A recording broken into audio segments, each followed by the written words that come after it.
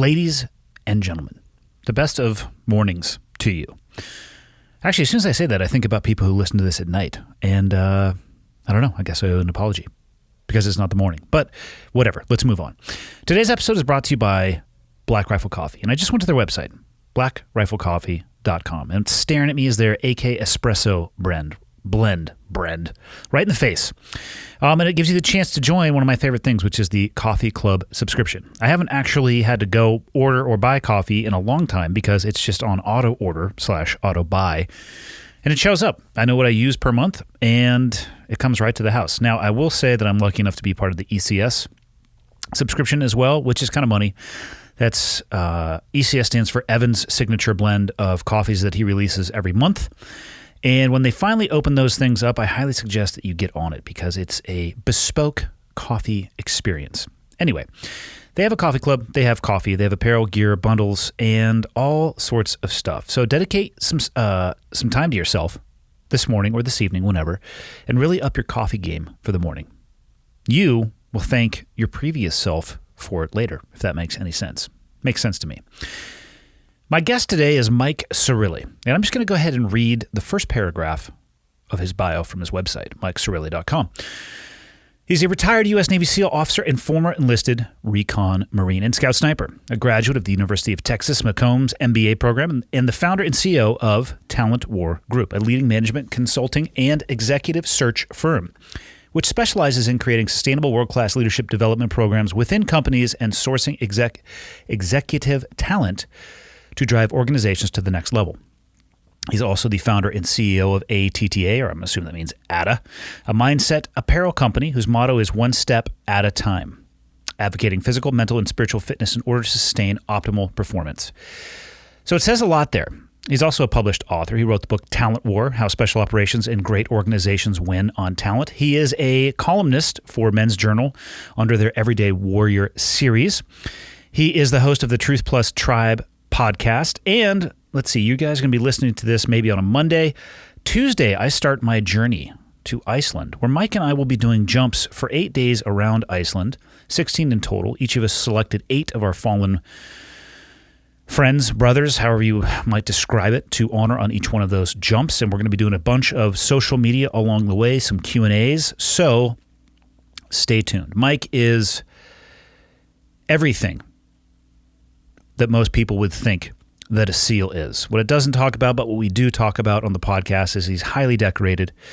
He was on the roof when Michael Monsoor jumped on the grenade. He was actually wounded by the same grenade that Michael Monsoor jumped on, a story that I wish got more... I wish it got more press, for lack of a better term, but I believe that is actually going to be changing. Fascinating individual. Looking forward to partnering with him in the future on some events like we were doing in Iceland. And I'm going to shut my mouth and let Mike talk for himself. Episode number 239 with Mike Sarraille. Enjoy. Okay, got the red smoke. Gun run, north and south, west of the smoke, west of the smoke. Okay, copy, west of the smoke. I'm looking at danger close now. Come on with it, baby, give it to me, I need it. You're cleared hot. Copy, cleared hot. I got 2 questions, all right? First one, what the fuck is that energy drink that you have? First off, those are not naturally occurring colors. For those of you listening, that's like pink, neon green, cartoon. Like, what the fuck is that, man? So have you tried these? No! These two energy drinks. Did you get this in Montana, or did you travel? Of course I get this in Montana. I could totally see you with a suitcase full of this now. So these are the best tasting energy drinks probably on the market. Another one is... That sour watermelon, what does that say, Warheads flavor? The old Warhead candies. Remember those? So they also come in Sour Patch Kids. I mean, they align themselves with a lot of the old candies. But Echelon is another one. It's started by a bunch of SF guys. And they have... Is that started by SF guys? No, it's not. Okay, I was going to say, that would be the only reason I would even try it, to give it like the college try.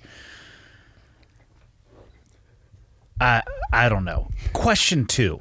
Explain to me your footwear, because that is a fashion statement. Let's throw them up here on the table. Yes! I can accept those boots. I'm envious of those. I don't know what's going on over there. So you're going to get a pair of Tecovas for coming on the podcast. All right. And the Tecovas, they'll send them out to you. So you can select your ostrich boots. But, it's a Texas thing, man. How long have you lived there? So 2015, I moved there. I went to college there. You're not from Tejas, though, are you? I like to tell people I'm from Frisco, Okay. Texas, but actually I'm from San Francisco, California. Yeah. Ooh. Talk about a place that has changed. So I was born and raised in Santa Cruz, Yes. just down the road. We used to cruise up there. I remember in high school, I'd cruise up there like Friday night, and my parents were totally fine with it. They're like, yeah, go ahead, have fun. If I was raising my children in Santa Cruz right now, and they said, hey, I'm going to cruise up to San Francisco, I'd say, get the fuck in your room, and I'm locking the door. That town, my fiance's brother-in-law is a drummer in a band. They were doing a show in San Francisco. Pre-show, and I'm telling the story third hand, obviously. Pre-show, they were sitting there and they were looking out a window watching clear daylight robberies occurring, B&Es. Nobody was responding. And when they were checking out of the hotel staff said, do not stop at any red lights because there's a good chance that your car will be mobbed and assaulted. So they just blasted straight through reds all the way. So my family moved down the peninsula when I was very young. So San Jose is mainly where I grew up. Right not over far from you, Highway but 17. Our family's been in San Francisco since 1899. We came across Treasure Island. Yep. Immigrated. And that city was awesome in the 80s and 90s. I remember in high school going to like Sublime concerts at, I can't remember, the Fillmore. I forget what the name of the I didn't see my was. first concert till like 2 years ago, so... No kidding. Yeah. I'm not as cultured as some may think. Dude, it was a great area to grow up. And almost every Friday, we would drive the 17 to Santa Cruz. Yeah, of course. And everyone would meet Yeah, at but the it'd come beach down and to the drink. beach and the boardwalk. Yeah. Cops. My grandfather was a high-up detective in the SFPD. And funny enough, a family friend called me. And he's speaking with, another senior detective in the San Francisco Police Department.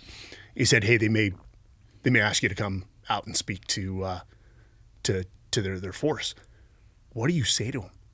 What can you possibly say to them to uplift them when a city is going to pay criminals $500 a month not to commit crimes? It seems, and I hate to say it, a lot like this administration that we have right now. They sit around the room and say, what is the worst idea we can come up with? They go around the room, person with the worst idea wins, and they implement and execute it. And I would feel better if they actually had meetings and that's how it went. Yeah. I feel like they approach it from the other direction, like who has the best idea, and then the worst one wins out somehow. So I would just feel more comfortable if they said, hey, we're actually shopping for shit ideas, bring them to the table. But instead, I see academic principles somehow trumping objective realities. I don't know what you would say to, and it actually would really depend. Like, Move to Florida or Texas where Montana. you'll be respected, or Montana. I mean, where we respect and abide by the law. it would depend on the audience, right? If it was the boots on the ground dudes, I'd have a different message. And if it was the mid-level and up leadership, I'd have a different message. And if it was the people at the very top, I'd have a different message as well. It's I honestly don't know why anybody would want to pursue a job in law enforcement right now. The optic that they are viewed through is unbelievable, and people will, freak out. Oh, well, there's shitty cops there. Couldn't agree more. I served with some shitty SEALs. I mean, we could literally spend 6 hours talking about the crazy shit that I saw. They don't define the community, and the vast majority of people in both of those occupations are doing everything that people would want them to do. And because there are some fucksticks, and I actually am a huge fan of transparency. I actually think the SEAL community would be better off if they were more transparent. There are some military operations involving SEALs that have been turned into heroic tales, and in the reality, what they were catastrophic failures from soup to nuts, but everybody views them as this is the most amazing, glorious thing. It's like, no, that's actually not the case. And I think the community would be better for it if they changed that. I couldn't agree with you more. And I think you're one of the more outspoken and candidly honest SEALs out there. I'm paying you a compliment. It'll be the only compliment of this whole thing. Well, I'm going to correct you right now because I'm not a SEAL anymore, Mike. Yeah, you retired. How do you, when people introduce you or they say, hey, this is Navy SEAL Mike, What do you say? Because I stop them and I go, hey, just so you know, that's what I used to do, and it's not who I am.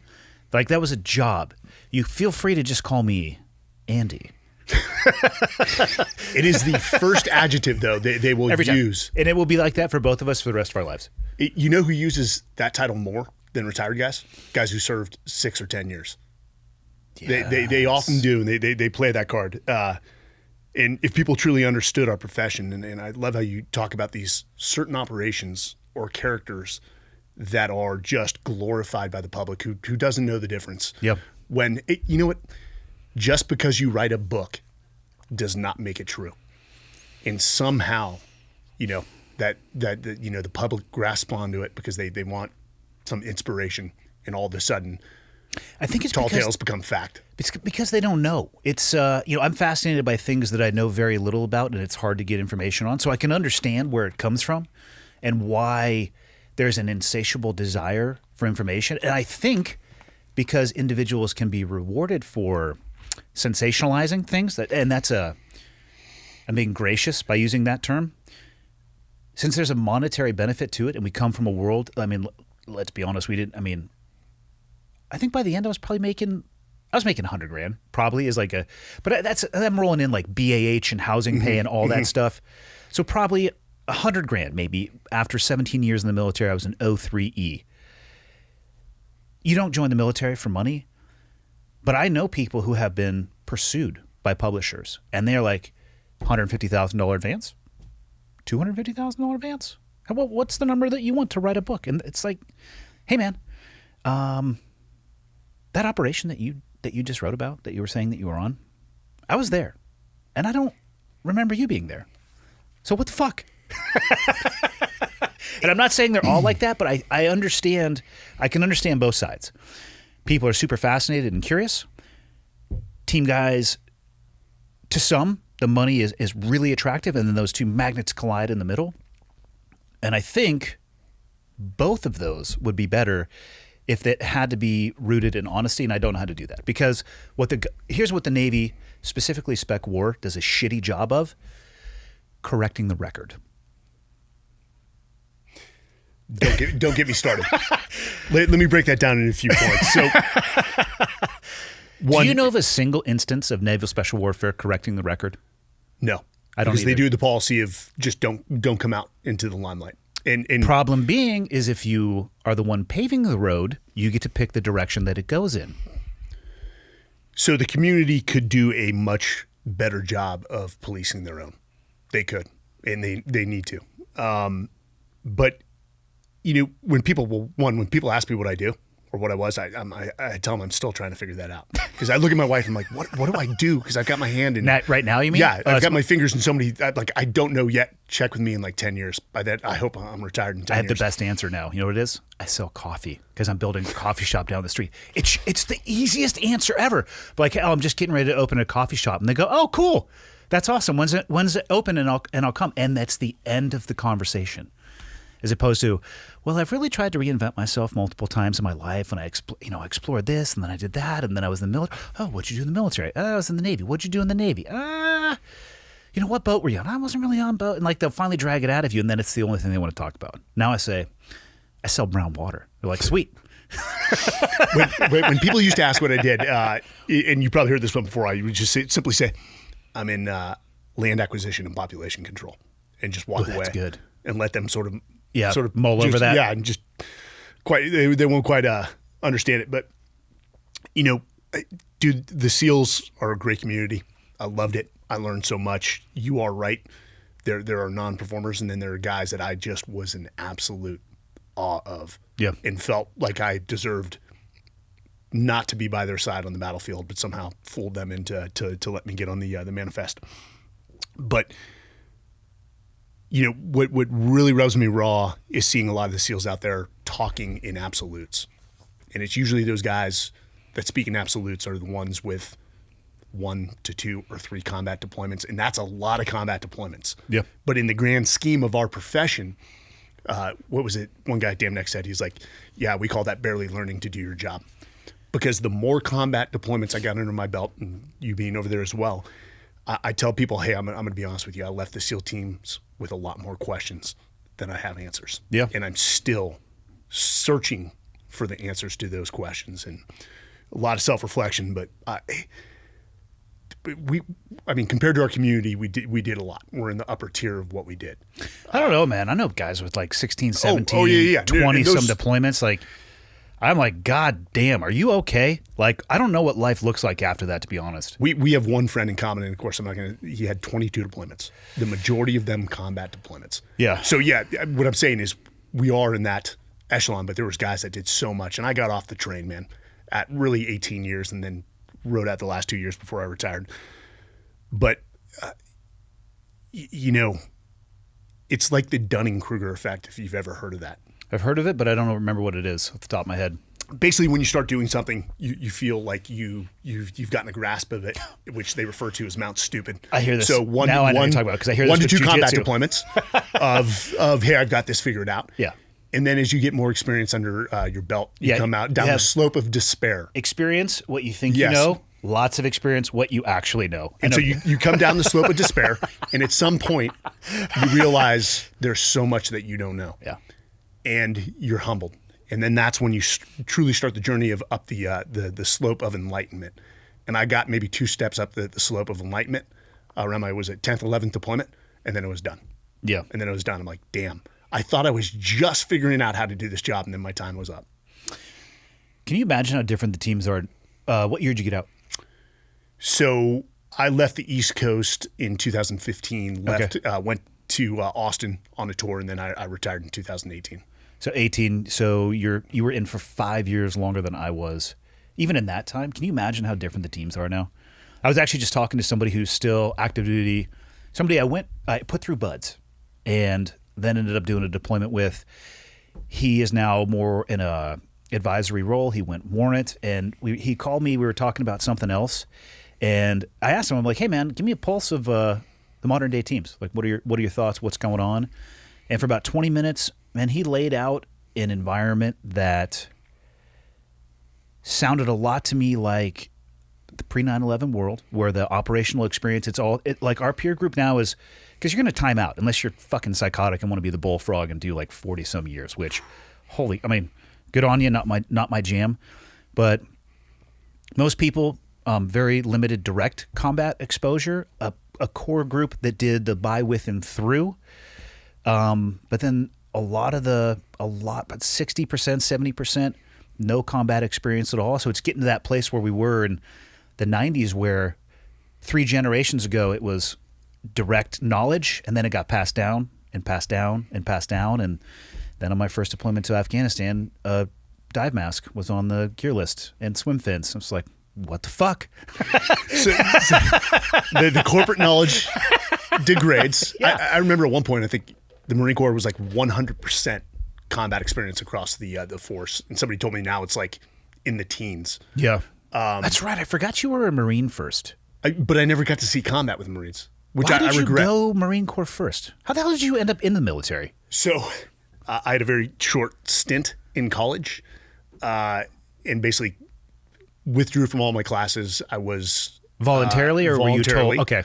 But I was Because voluntarily. there's 2 ways to withdraw. One is being told you're not welcome here anymore, and the other one is, I'm not going to come anymore. Well, there was a ROTC unit at the university that I attended, and I was told not to come back. And I met a force recon Marine, a guy named Staff Sergeant Ben Post. What year is this? This is 96. Okay. And the dude was just, force recon, the dual cool. He had the frame of the shirt, his white shirt with the blood pinning and the sequence photos around it. And he was such a good dude, probably about, wasn't the tallest dude, but just solid like a rock. And there was he was a MECEP. There were some other MECEPs, and he acted differently than all the other ones. He was kind. I actually got this term from him, humbly confident. Humble and respectful and kind to everyone, but confident that no matter the task you put in front of him, he would find a way. So he acted like a human being. He acted like a human being. And when he knew that, and it was another MECEP, Omar, the guys wrapped their arms around me when they knew college wasn't going to work out. They're like, hey, let's go see the recruiter. They got me a recon guarantee. Mm-hmm. And so after boot camp, went to BRC, and this is 98 now, and became a Recon Marine and a Scout-Sniper. Enlisted first? Yes. Okay. Yeah. And I got a question for you, not to derail you. We were having this conversation the other day. It was me and an Army guy, so of course we don't know what the fuck we're talking about. What do you guys call it's a necklace they give you at the end of Scout-Sniper school. What did you guys call that thing? the hog's tooth. Damn it. He was right. Fuck. I still have it. I called it like the boar's tooth or something like that. He's like, no, I think it's the hog. I'm like, shut up. You're in the Army. You don't know shit. So let me tell you about sniper school. I did pretty well in every military school. Yeah. Except for that one. Did you go through Camp Pendleton? I went through Camp Pendleton, first Mardiv, and it was a guy named Jaeger who was my pig partner. You're a pig until you become a hog. And he was from Montana. So he had a lot of outdoors experience. Did well in every aspect of sniper school except for stalking, which is what gets everyone. The class went from like 40 down to 12. That's actually what trimmed because I went through the Naval Special Warfare one. I think that is what trimmed more people too. I've got a story about you in that one as well. From you do? One Johnny Heil. Oh God, I will let you tell this story, but I don't know where it's going to go because Johnny Heil's a madman. Well, first I call him Johnny fucking Heil every time he calls, which everyone in my office hears me yell it when he calls. He's a good man. He was one of my sniper instructors for sure. And he remembers this. And I'm like, yep, that's Andy. I've got nothing but stories about you. God. It came down to the last stock, and Jaeger's like, hey, man, I got you. Help me set up. And then moved to another position where he scored another 10 out of 10.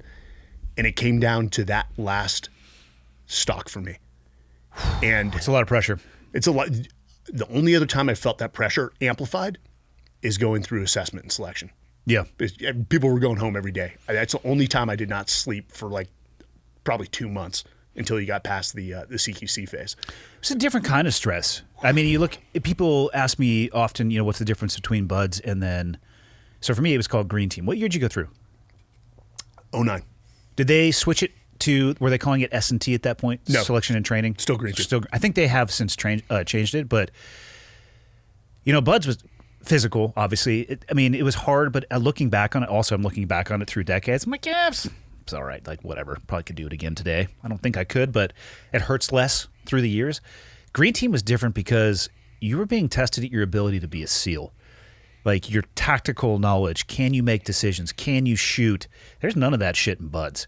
It's like, buds, like, hey, you're still under the log? Okay, cool. I don't even remember your name anyway, so continue on. And there's a little bit of pressure with a 1-to-1 ratio overhead in the kill house. I never want to feel that again. Yeah, and then when you fuck up a little bit, maybe it becomes a 2-to-1 ratio. Yeah. It works. Their process works. It does work. Buds, you got to remember, I was a Recon Marine going into Buds, and I just was discharged as a sergeant, pinned as an ensign. I was very much still an E5. Yeah. But it was a Marine mentor of mine. Guy was a prior enlisted as well. He was a major at the time. Yeah. I think he got out as a colonel, Colonel Rodriguez. But he'd always, when I made the decision to switch, because I went to Marine OCS, and I came back and had to inform the Marines, I'm like, hey, I've got to try out for the SEALs. Because remember, Marines were not part of MARSOC yet.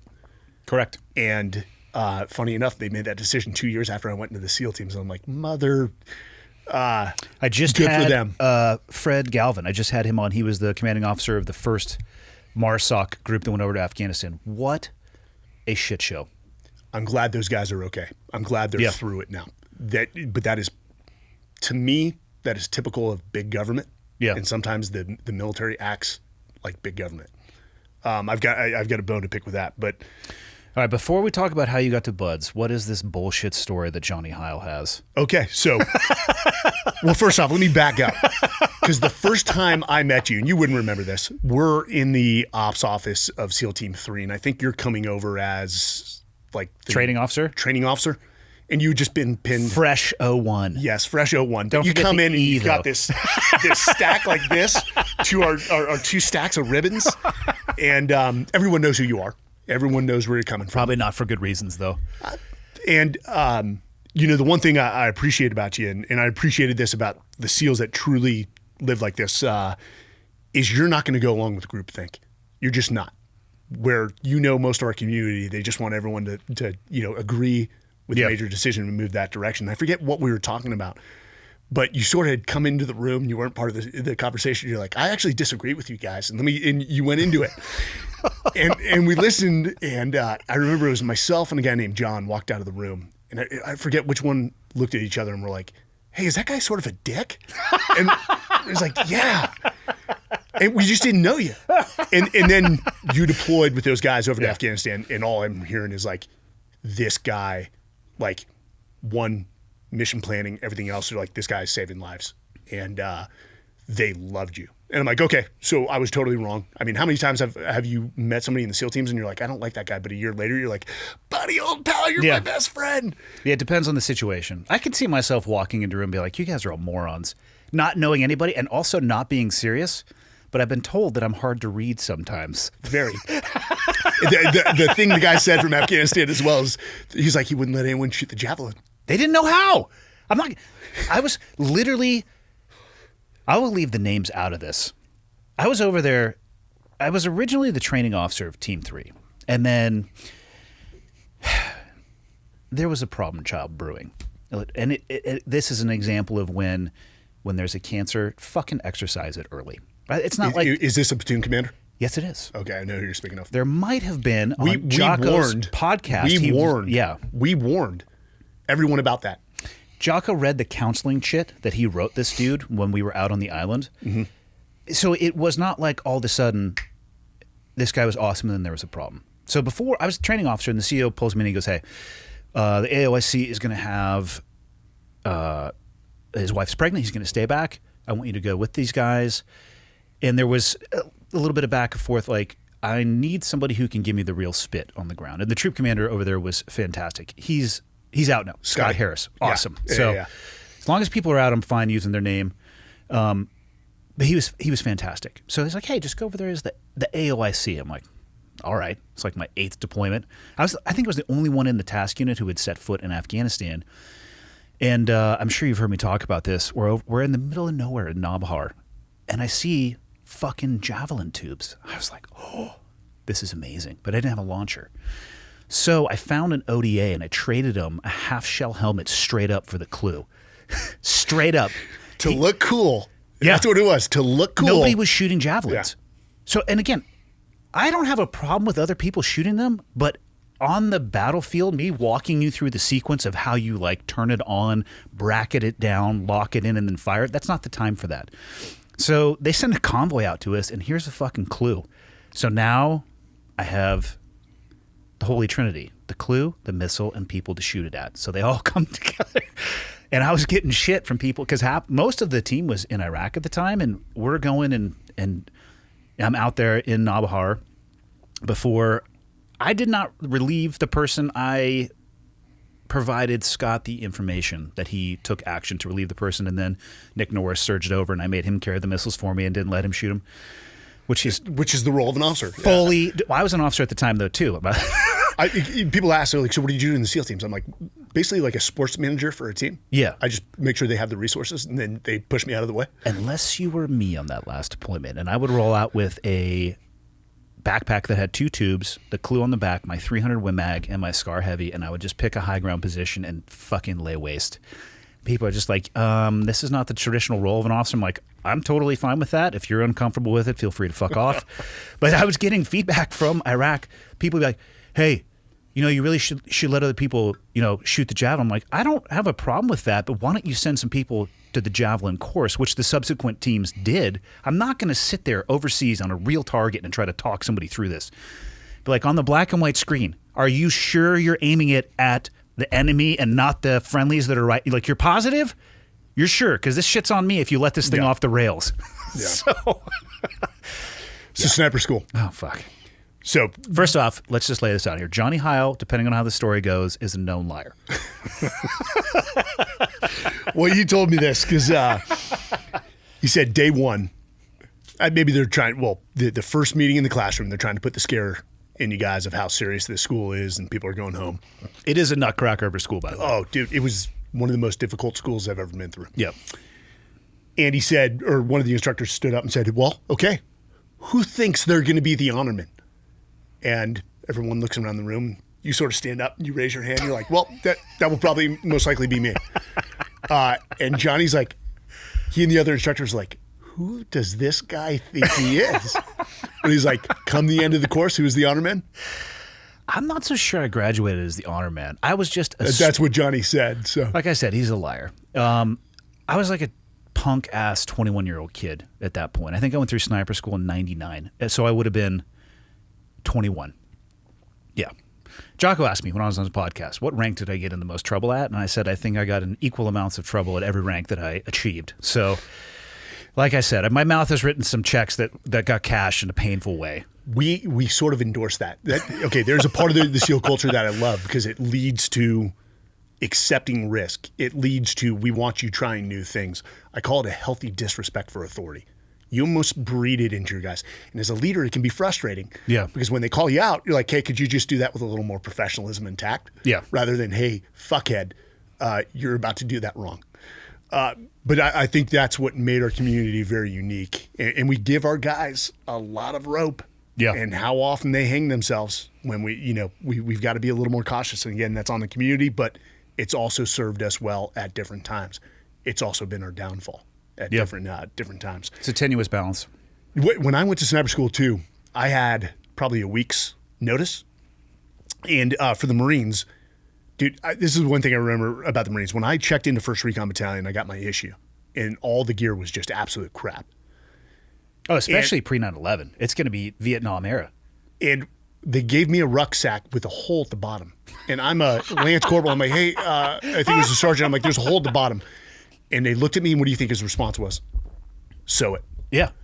So I get 5 days notice that I'm going to sniper school. And I'm like, that's awesome, dude. Who doesn't want to go to sniper school? Especially like I'd only been at 1st Recon Battalion for like 4 months. And I drive home to San Francisco, and somebody had given me instructions how to make a ghillie suit. Oh my God. And so my mom, who's very good at arts and crafts, and I are, we've got the canvas material, Burlap, and the netting, and we're putting this together, and we put so much burlap on that thing, it looked like a walking Chewbacca. And you are describing exactly what I did. And I then didn't know. I tried to stalk at Nyland, and the instructors, this first stalk, are laughing. Because for anybody out there who needs to make a ghillie suit, burlap reflects light. So you're crawling around in a fucking glowing little bag of burlap, and at the end, people are just like ripping and cutting. At the end, I don't even know if I had any burlap on. I would walk to, stalk into like 300 to 500 and start collecting stuff and throwing it in my ghillie suit. I spent probably 50 hours half-hitching burlap onto all the 550. The fact that you did that is so awesome. And now they get issued, I think, those really nice pre-made ghillie suits that just have the netting where you can stick the natural vegetation and not any of the ghillie unless you add it. How many times overseas did you put your ghillie suit on, Mike? Probably about 25. Did you really? No. Yeah, I was going to say fucking 0. Yeah. So I'm really glad I invested all that time. How many times did you put face paint on? That's another one I tell people about. And they say, well, why do you guys wear face paint? I said, because I like to have red eyes and the inability to stop crying, because that's all that happens. It sweats directly into your face. I remember my first trip to Nyland in my first platoon. It would take guys about an hour to do their camo paint because they're standing out there in those bank of mirrors and they're just like, and then just trying to, and then like looking like, hey man, how does it look? And then you come back and it just looks like somebody palmed your face anyway. Yeah. I remember I was one of the first guys in my first platoon to have, God, what was it called? It was an NVG scope on the Starlight scope. Yes. Because I was the second squad, the second squad point man. And I would pull it up to my eye and look around and blind myself in my good eye and then just keep walking along. From Vietnam. Basically. It was from Vietnam. We had those. Yeah. None of us had NVGs. I didn't have NVGs until I got to Damnick. And then I was like, this is kind of awesome because I had everything. I just remember the first time I went to Supply and it was like 9 shopping carts. And I'm like, hey, I think I'm the only one on the schedule right now to come in here. And they're like, yeah, you're going to need all these. It's like, oh, fuck. This is what I like. That place was insane. You was never in need. I'll put it to you that No. way. Never in need. There's always a way. Yeah. Always a way. So why did you, where'd the idea to become an officer come from? So it was the quickest way to the SEALs. Really? So I was a Recon Marine. I think I was a corporal. And funny enough, when people used to ask what I did, I'd be like, I was a Recon Marine, or I am a Recon Marine. They'd be like, what's that? And I'm like, oh, it's sort of like a Navy SEAL, but it's not. And, It's like a SEAL, but in the Marine Corps. we used to have SEAL Sundays where a few guys in my recon platoon would all get together and we'd watch SEAL films. Are you serious? Oh, yeah, dude. A lot of us wanted, some guys went There's a SF. good chance you're going to get death threats for Some talking guys- about this openly. No. Some guys went PJ. Everyone, the Marine Corps is a stepping stone to, a lot of the special operations communities. I was just Still, you think? mercantile. The mercantile, stick. yeah. So there was a Marine working behind the counter, Devin, who had met you a couple times. Okay. Just got out. I know who infantry. you're talking about, yeah. And then Eighth and I, because the guy's like 6'3", and he's like, I think I really want to go SF. I'm like, okay, you need to contact the National Guard element out of Utah. Mm-hmm. And I'm like, that is the best move. I was a guest instructor at the SF qualification course in 08. And those guys don't get me started on the SF community. Those guys have done some things that blow the SEALs out of the water. Some of my closest friends. I was literally just down in Salt Lake City. Shit, I flew back yesterday. I was working with Glover and Hafer. Yeah. Some of my closest friends are people. It's interesting, right? Because when I came in '96, it's like, fuck everybody who doesn't have a trident. They were green and you guys were red, and we were blue. Even though we were a different blue than the Fleet Navy, we were a darker color blue. And it's now that shit was gone post 9/11. By about 03, it's like, hey guys, you got any good information for us? Because we're getting our asses kicked over here. And then also, let us share with you. And now some of my closest friends don't even come from the SEAL community. You know what that is? That's a young man's disease.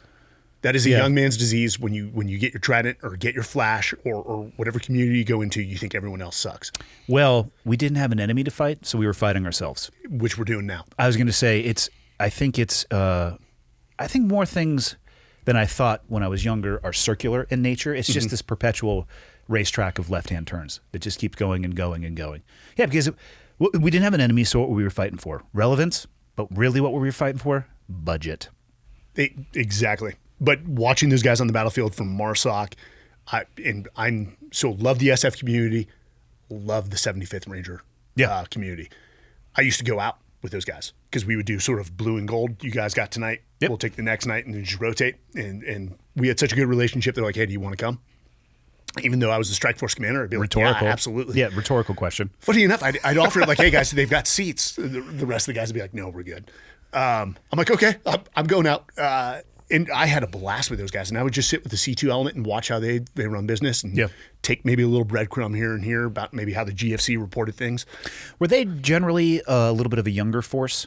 Oh, yeah.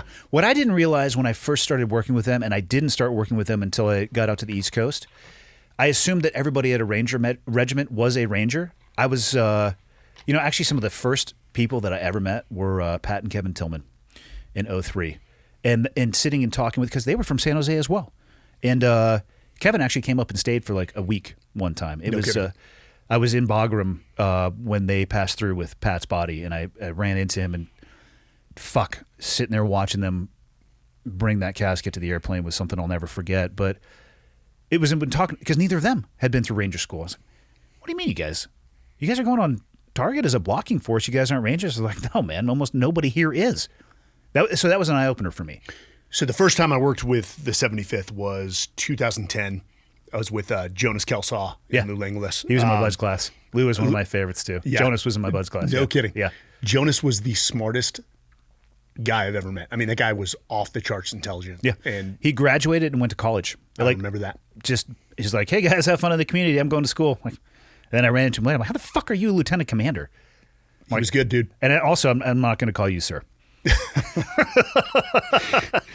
But the first time I sat in one of their the platoon leader orders, they ended it with, hey, I know for some of you this is the first combat operation. That sort of took me back, that they had a lot of young guys. But they are a guerrilla force. I mean, when they had this, I think they called it Team Merrill. I'm pretty sure it was Team Merrill, but it was like, we called it the guerrilla force. It was 150 Rangers going into a valley that they knew was highly contested. and they just gave them 5 days to lay, havoc, and they did. However, when they would come to the different camps, because they were mobile in Afghanistan, and they came to Jalalabad, well, now you've got 150 people using all your water, and eggs are running out, and we love the guys, but after a while, we're like, okay, it's time for you guys to go. Yeah, move along. Yep. You're sucking up my broadband, and I'm trying to download Pornhub. Allegedly, not that anybody would do that on a government computer. Wink, wink. Like I said, maybe the community would benefit from a little transparency. Human beings are human beings. Now, Rangers are some of the best people I ever worked with. Yeah. It's amazing that it still surprises me that people would think that the default position when they ask me about other communities is that I'm going to shit talk them. I'm the exact opposite. And what I try to do is remind people that let's not even talk about the people we would go out on combat operations with. Let's talk about people who actually make it even humanly possible for us to do that. How about the mechanic that gets the C-17 flying? How about the pilot who's never going to see combat, hopefully? It'd be like a really shitty day if a C-17 pilot is in a combat operation. But we can't do our job unless we're over there. The helicopter pilots, the mechanics, the door gunners, the medics. Like Neptune Spears, a good example. I use actually sometimes when I'm talking about leadership and teamwork at professional organizations, I'll say, hey, who knows about the operation that killed Osama bin Laden? It's like, yay! Like, how many of you would, what would you estimate the size, the number of people that were required to actually make that happen at a national level? Because it's in the thousands. They're like, I don't know, 5? I'm like, no. Let's talk a little bit about being one spoke in a wheel that is a spoke of thousands. Mm-hmm. And that stuff, it's lost on me, and I actually get a lot of emails from people who don't feel like they did enough because they never actually were on the receiving end of a bullet. And I try to write back to everyone like, listen, you didn't miss out on anything, one, by being on the receiving end of a bullet, but two, it is unfortunate that small communities get the lion's share of the attention, but don't forget ever, and don't ever let your people forget that the shiny object is only a shiny object when other people push it into the spotlight. And it's so easy to forget, and people can become disillusioned with their service, and then I think that leads to some problems, and isolation and all that other stuff. But so it's funny, a few things on that one. I will never shit talk another community because I just don't have enough situational awareness. Yep. Did I run into bad recon platoons? Yes. Did I run into great recon platoons? Yes. Yeah. But there's something about like your own family and the fact that you were in that community for 17, 20 years, you start to, you become a realistic with the truth, not the mythos of what's out there about SEALs. Mythos. That is a term that I am stealing immediately. It's this myth. It's this myth. And when you hear that, you're like, oh, yeah. If you only knew the truth. Yeah. But highly respect the other communities. I don't know. All families have their warts, and we have plenty. But, I mean, there were SEAL platoons I would look at where the leader, namely, which I've never seen such a level of unconscious incompetence before, where they thought they had everything figured out, and you're like, you're sending that guy overseas to lead 18 SEALs? That was the situation I was in with that platoon commander. Like, what? This is an easy decision. Yeah. It's not a hard decision. Like, fire the guy, even if it's a junior leader, the AOIC, who may not have as much experience. If he's a solid leader, he's going to listen to his most senior guys. He's not afraid to make a decision, even if it goes against the court of popular opinion. Yeah. His platoon, send him forward. That's fine. But there were some things about the SEALs that rubbed me raw, man. Yeah. So you, Marine Corps OCS. So did you had to get your degree along the way?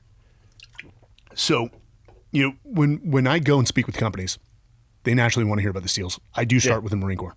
I say, hey, listen, SEALs taught me a lot. I had some world-class mentors, both on the senior enlisted side and officer side, from guys like Dave Cooper, who I think is one of the most brilliant men I've ever met, and guys like Chris Fussell, who's the president of the McChrystal Group, guys that poured into me.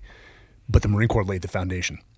One, a lot of kids that go into special operations are sort of unruly kids. I was very unruly, didn't even graduate with my high school class. Went to Bellarmine, if you ever heard that school. You guys used to fuck us up at water polo. Yeah, we were very good at we were all boys school. Yeah, we had an unfair advantage. The first water polo tournament I ever played in, we drove over 17, got our asses handed to us, and had a very quiet bus ride on the way home. So the Marine Corps laid the foundation. I mean, they are just. I mean, let's be honest. Marine boot camp stands out from all the other services. Well, it's a profession of arms. One of my favorite things about the Marine Corps is everybody's a rifleman. I mean, starting from that position, Navy boot camp, which you didn't experience, I think when I went through was 8 weeks. I'm not joking when I say I left there with a unique way to fold my underwear and T-shirts, an understanding of marching, and a disdain for the Navy. Like, that's what I learned in Navy boot camp. It was probably great. I have no idea what ship life would be like. It was probably a great onboarding for ship life, but for my personal desires and where I wanted to go, and for clarity, the Navy has no obligation to do anything for me. Like, I was choosing to enlist. I just had a divergent path. It didn't prepare me for BUDS, but then I also look back and BUDS didn't really prepare me for the SEAL community either. It's selected and refined and screened, but I mean, let's just say the job is a lot more complicated than what you learn on Thursdays on the island. Yeah, Marine Corps boot camp is, I mean, they've got it down. It is the ultimate onboarding process. Yeah. And that's what it is. It's cultural assimilation, and either get in line or you're going to have a real rough go at it.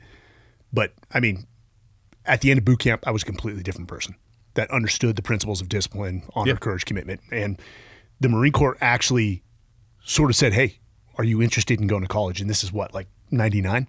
And so I started the process of putting my paperwork in, something called the MECEP program, and they sent me to Texas A&M. What does that stand for? Marine Enlisted Commissioning Education Program. I think the Navy has something like the Seaman to Admiral. They do. But what's different is you retain your rank. You're not an officer candidate when you're at school. So I was still a sergeant. I was still receiving my pay, which compared to like college students living off of like scraps, you're going the other way, paying to go into school. Yes. Yeah. And it was awesome. Unfortunately, the war had kicked off when I was there, so I doubled up on credits. I finished in 3 years because, I'm getting emails from that was your SEALs. Full-time job was just go to college? Exactly. Okay. I did have to go to mini buds, and it was the funny thing about mini buds is all the midshipmen show up in their whites. Yeah. And here I am in my Marine Charlies, the tan shirt with the green pants. God, and man, so much better than the Navy uniform. Well, the comments I was getting from the second rafter, and I'm like, oh God, it was just like you stood out, and I was gunny highway for the rest of that class. But I actually loved mini buds. I mean, all those kids that go from the academy and all the ROTC units, absolute studs physically. And it is competitive. Yeah. So, I mean, you're competing even to get a slot as an officer. It's the way it should be. Absolutely. Yeah. And it's gotten worse. It's harder to get a billet to buds than when you and I were in the teams. Oh, dude, they would have. I don't even know if our class classed up with the maximum number of people that we could have started with. Because I checked into buds January of 97, and we were like throttled to the floor like Feb 1. Yeah. So, yeah, that's the way it should be. I always worry when I hear about deviation from standards, and that's a conversation, in and of itself. But yeah, it should be. You should only take the people who are the most qualified, and then if the machine, the curriculum, still spits out the same number, maybe it's actually doing its job. Like I'd rather fuck with the front end than the actual mechanism that makes the sausage. To get into BRC, the Basic Reconnaissance Course, the standard was actually more robust and more difficult than to get into buds. The 800-meter swim, so many pull-ups, push-ups, and the physical requirements to get in. I took that test in boot camp. It was push-ups, pull-ups, sit-ups, a run, and a swim. And you didn't have to have a high level of achievement on any of those. Like right now, you and I would both be able to do it with our eyes closed.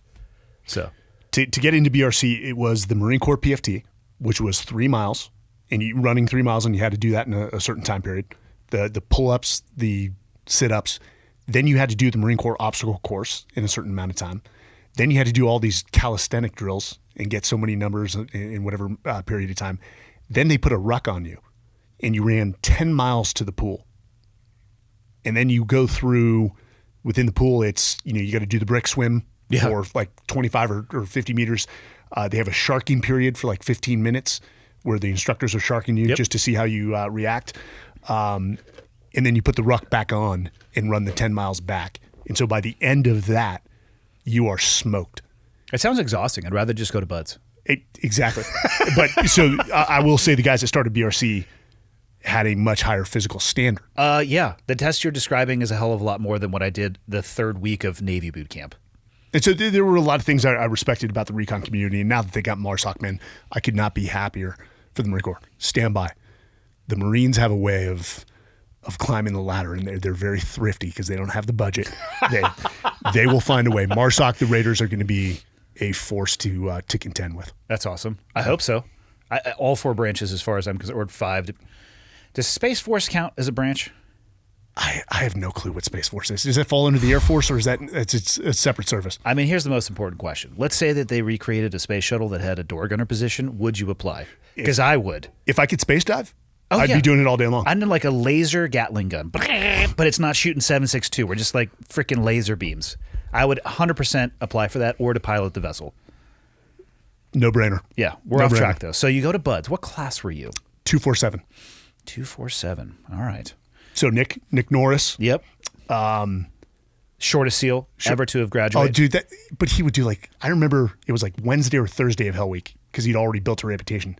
He knocked out 60 pull-ups alone.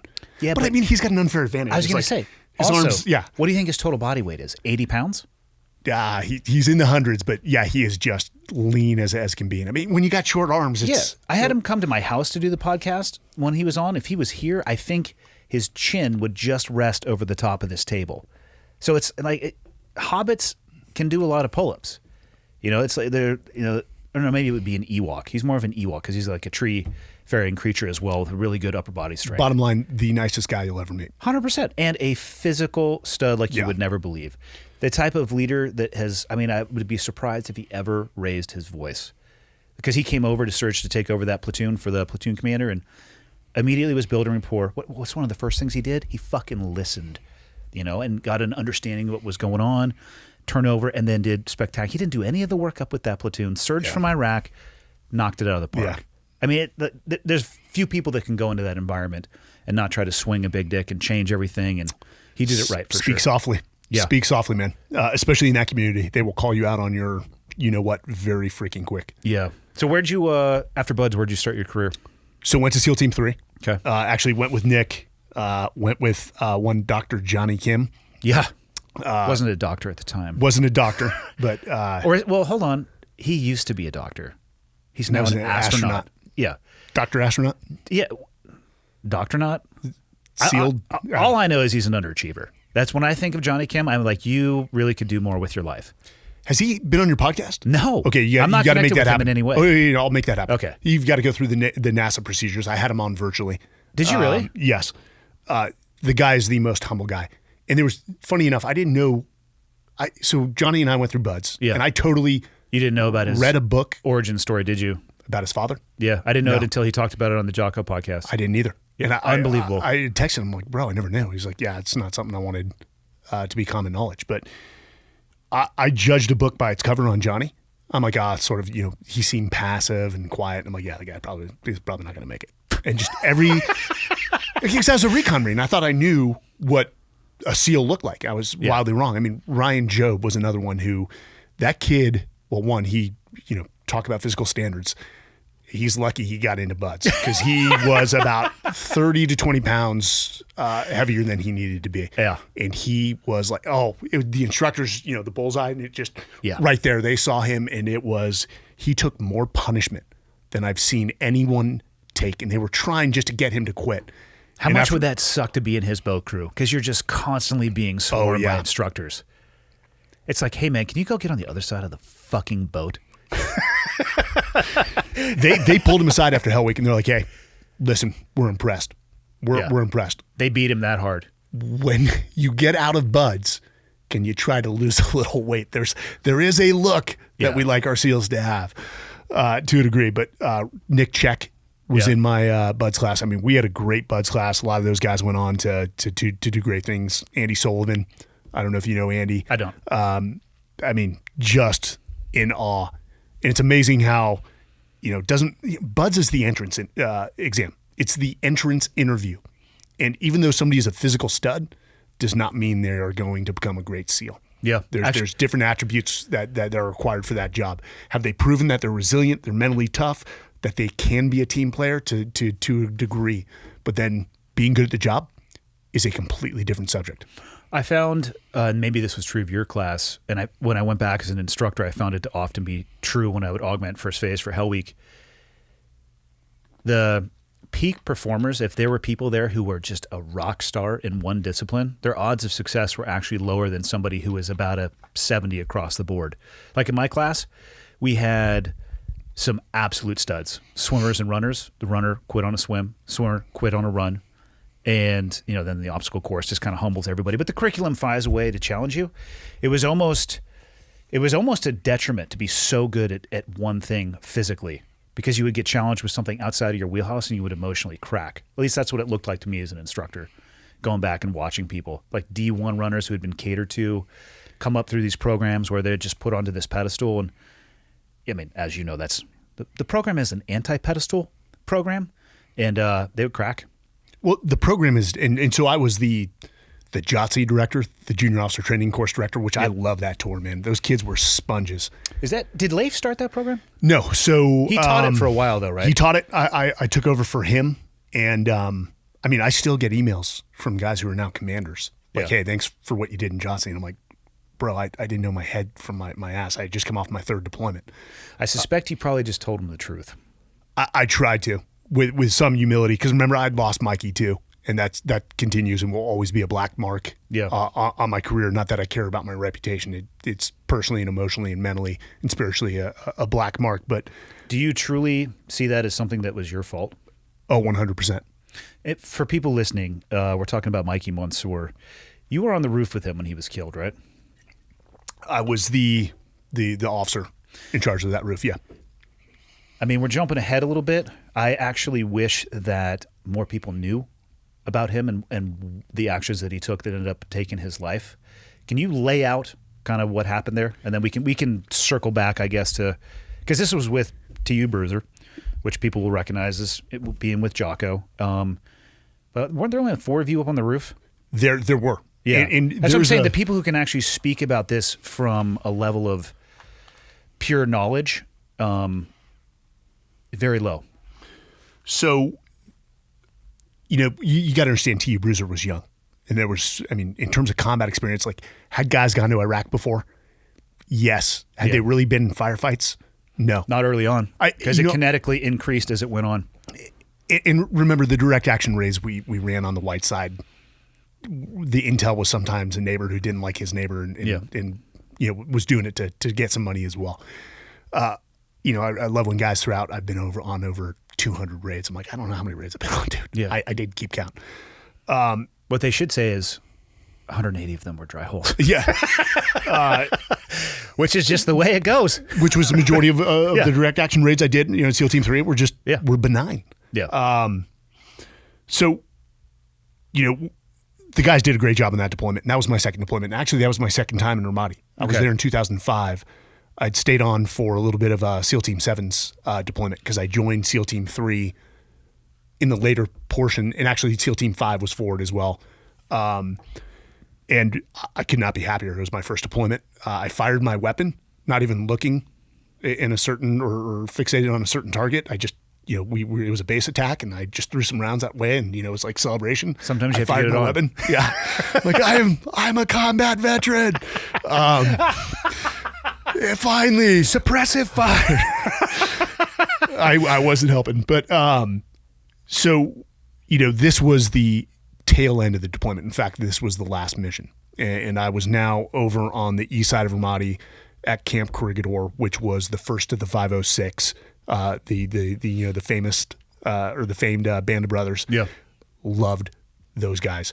You talk about the Marine Corps breeds you to hate the Army, and you sort of buy into that because that's what you're told, and you know the difference. And when you finally get over there and you work with Army infantry, you're like, these guys are good to go. Yeah, and they have tanks and Bradleys. There wasn't a mission in Ramadi where we didn't have to call for a hot extract. And every single time the first of the 506 would get in their tanks and their Bradleys. They'd answer. And they would come and get us out. And if it wasn't for them, there would have been a lot of dead SEALs, man.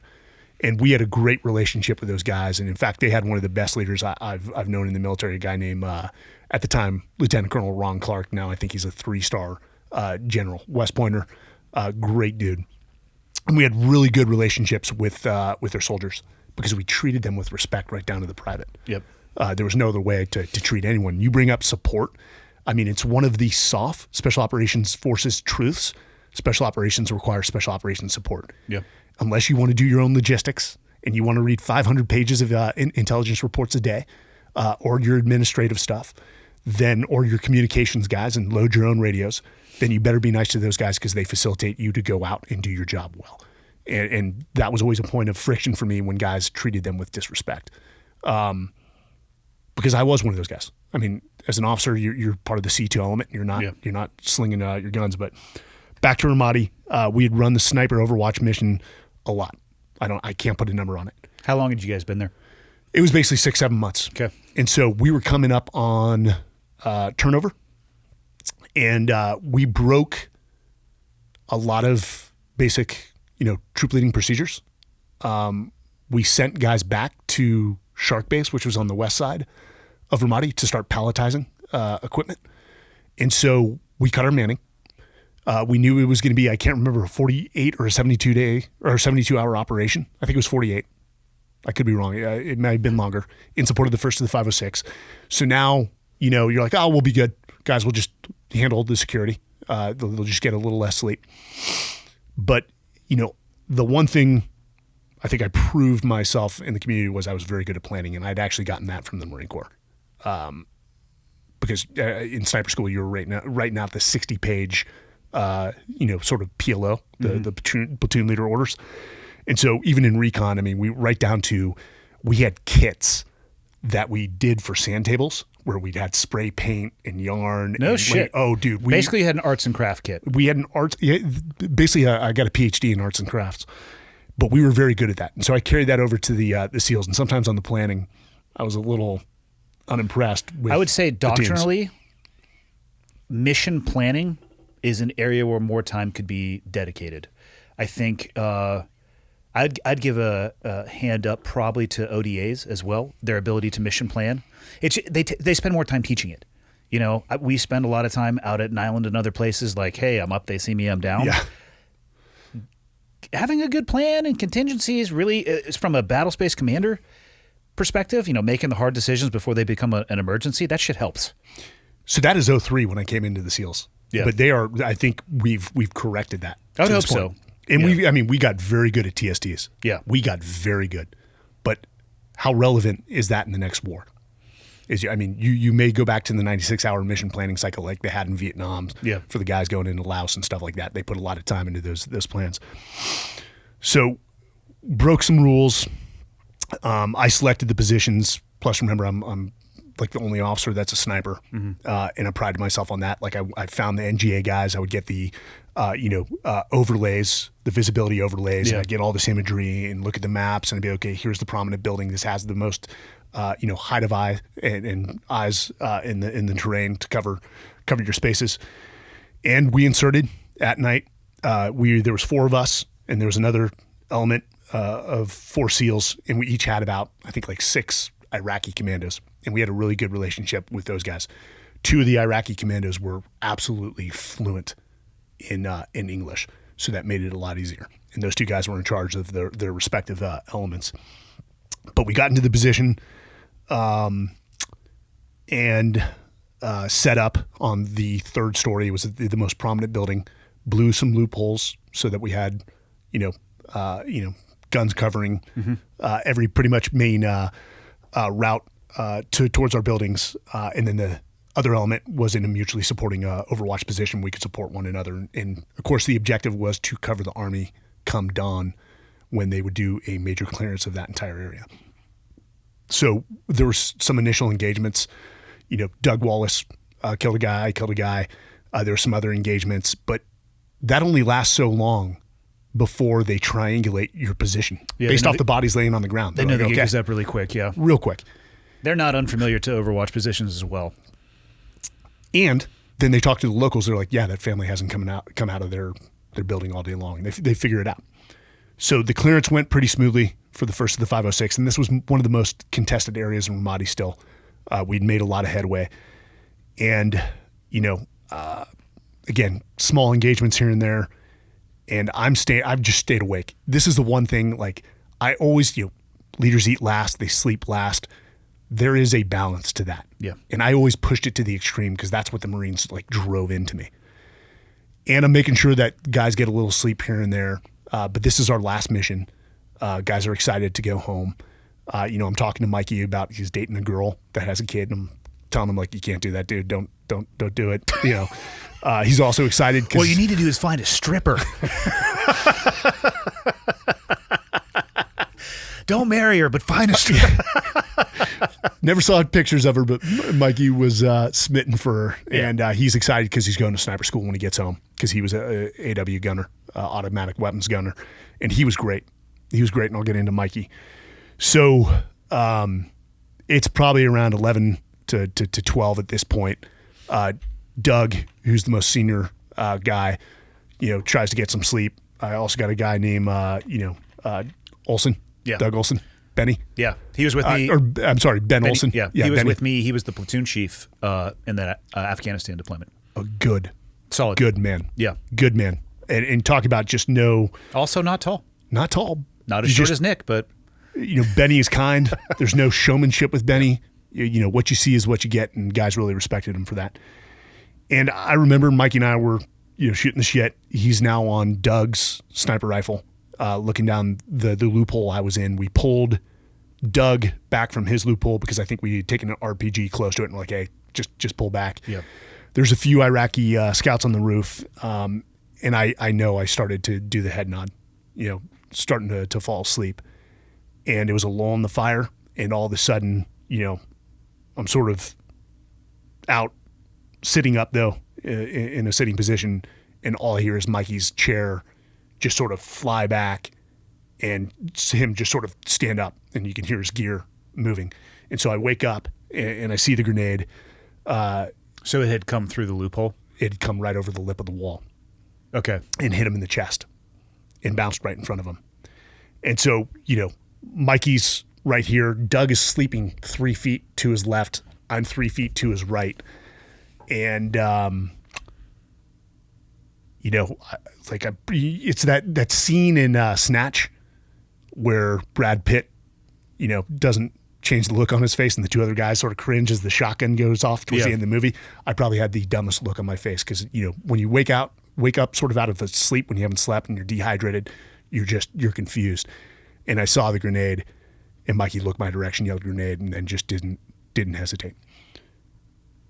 People will know more about Mikey. There's a book coming out written by his father and a woman named Rose Rea. I'm probably mispronouncing her last name, R-E-A, and she's the spouse of a SEAL, and that's coming out this fall. Good. And, I talked to Rose. I gave her the information I had.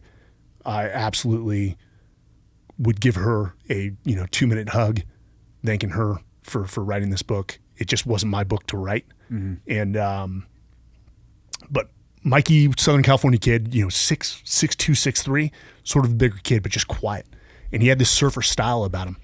Loved his cars, loved his motorcycle. I mean, he had a Corvette. Who can afford a Corvette at a E5? Oh, there's plenty of organizations that will give you a loan for that. There's a reason that there's car dealerships directly outside of military bases. What I respect about this guy is Mikey had already been nominated for the Silver Star for running into the street to pull Cowie out of harm's way. And he performed. He didn't talk much. He had this dry sense of humor. Guys loved him. He was the ultimate teammate. But it was just that quiet nature is he never beat his chest. There's elements within TU Bruiser that beat their chests, and then Delta Platoon, which I was a part of, was just sort of the more humble, average Joe platoon, and we knew that, but we still performed. In fact, I could say we performed better because we just kept our mouths shut. That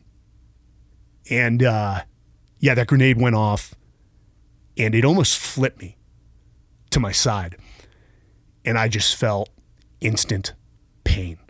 I've never felt pain like that. I had 30 holes in my legs. So did Doug. We had these mirror wounds. So when Mikey laid on the grenade, he absorbed the majority of the impact, but it still funnelized shrapnel in the direction of Doug and I. Was he wearing plates? No.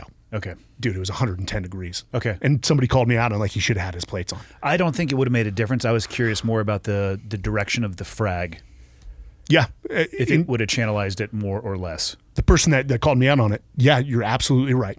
You're absolutely right. Doctrinally, he should have been wearing plates. I don't know if it would have saved his life. No, I don't think it would have. He probably would have just taken it right to the chin in the face. It was 110 degrees. We are, supposed to be there for 48 hours or 72 hours. There is an element of dealing with the elements as well. And if you take your plates off from time to time, that's just reality. So when it flipped me, at this point, I don't know if I have legs.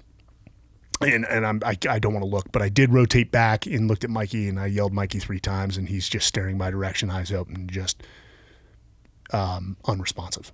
And my heart sank. And so I go to my embidder to call, which is, for the listeners, a radio, inter-squad radio, to call to the other position, and it is off. The blast had knocked it off or turned it off. Maybe that is a safety function. I don't know. And I mean, you felt that concussion. You were 3 feet from the grenade. So Benny at this point runs and grabs Mikey, and he pulls him away from the lip. Doug's wounded like I am, and I'm thinking, how do I get a hold of the other element?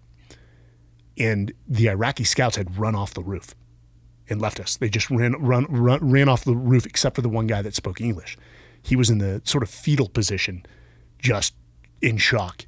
And I know they had these Motorola's, and so that means the other guys have Motorola's, and he was further away from the blast. So I get up to run, and my legs won't work, and I literally face plant right on my face. And I remember I had a little bruise, scratch on my face from landing. And so at this point, I'm like, okay, do I have legs? I look back, I have legs, but they're a bloody mess. And so I just crawl over to the guy, grab the Motorola, and call over to the other unit and say, hey, Mikey's down.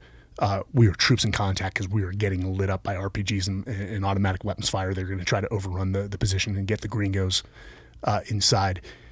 And I think I called a Mayday as well. I don't know where that came from. That's not exactly a military thing. Because nobody was responding on the Motorola. So afterwards, I was like, Mayday, Mayday. I don't know where I got that. Maybe I was watching a film 2 nights before, trying to call to the outstations of the Americans, and crawl back to Mikey at that point. And Doug and I are just talking to Mikey, and slowly the Iraqi scouts are coming back onto the roof. Benny, I've never seen Benny like that. He had picked up Mikey's machine gun and I don't think he let off the trigger, and you could see it in his face. And eventually the other element got to us. 2 guys picked me up in sort of the cradle, and I had to lead them out the back door to where some Bradleys were waiting. One guy who's an absolute physical stud had to pick up Mikey, and you hear him talk about that to this day. He's like, it's the most exhausting thing he's ever done. He actually, Doug, myself, Mikey, and that individual got into the back of a Bradley, and he was so exhausted. I felt so bad. I yelled at him. I'm like, hey, chest compressions. And I probably called him a name. And he sort of snapped out and started doing chest compressions on Mikey. One of the things, too, is our corpsman had gone home a week earlier. And corpsmen have to sign for at the time, it was morphine. Mm-hmm. So we naturally were like, oh, we're good. Just give him the morphine to take the serialized medicine home with him. So I do remember at one point going to my little pocket on my calf, and there was nothing there. So we're not numb in that pain. It seems like the Bradley drive was it seems like it took 30 minutes. Yeah. And we finally got to the Corregidor aid station, where the entire army, to include Colonel, Clark and his XO and the Sergeant Major, and all of them were there waiting for us. They rush us in, start bandaging us up, start giving us morphine, and put us on stretchers as the CH-46 is coming in to get us to TQ, Al-Taqatum, where there's a surgical capability. And I remember, the XO, who's a great guy, took his Oakleys off because I'm sitting in the sun, strapped to his stretcher, and put them on my eyes. I still to this day say I owe him a pair of Oakleys. But one of the things, too, when we got to TQ, the medical staff thought we would appreciate getting a moment with Mikey. So Mikey was in a room on the ground. They brought Doug on his stretcher and myself on my stretcher to lay down next to Mikey. And I do appreciate it, but at the time it was just like that, almost like a dog rubbing a dog's nose in his own mess. And, Their heart was in the right place. It just, the guilt and the shame came over like nothing else. What did you feel guilty about? He's your guy, dude. His last mission. There were certain things that I just didn't understand with that little combat experience, that you lose the initiative. We had a prominent position, but that position doesn't become prominent after so long. You can't maneuver from that position, but they can. Mm-hmm. So our relative advantage had been given up. This actually goes to a guy named Jim, who we recently discussed, and Matt Cole took liberties with Jim's perspective, which I think is highly unethical. But Jim came out, and Jim was a damn net guy. And Jim is a good, probably the primary reason I went over there or tried to go over there, because I was just in awe of the man that he is and his knowledge. But he went out on some missions with us. I was not on those missions. And he rode an after action, which I did not see 2 years, in fact, until after my 2008 deployment to the Battle of Sauter City with Scotty Harris. And I finally got a hold of that thing.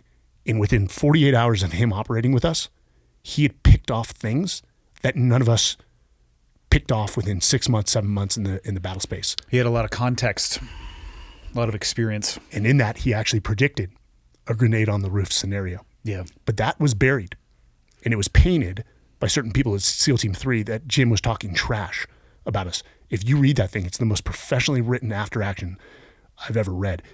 I was in awe that he could pick that off, where the 40 of us combined couldn't apply what he had saw. And then from there, in TQ, I do remember the anesthesia hadn't hit yet. And I do remember that was at the pharyngeal tube being shoved down my, and maybe not pharyngeal, the tube, incubation Nose? tube. No, right down the throat. Oh God. I remember them shoving that down, and my hands just sort of went out like that. And then finally the anesthesia hit, and that was out. Yeah. I remember that because when we got to Germany, we had to go through some more surgeries. And the nurse saw me like sort of getting psyched up, like, okay, getting ready. She's like, what are you doing? I'm like, I'm just getting ready for the tube. She's like, honey, what are you talking about? And I'm like, I didn't like the tube. They're like, that's a combat zone. We're going to make sure you're out before. You're going to be floating in some puffy clouds long before that shit happens. I'm like, okay, good to go. But we got back in time for Mikey's funeral.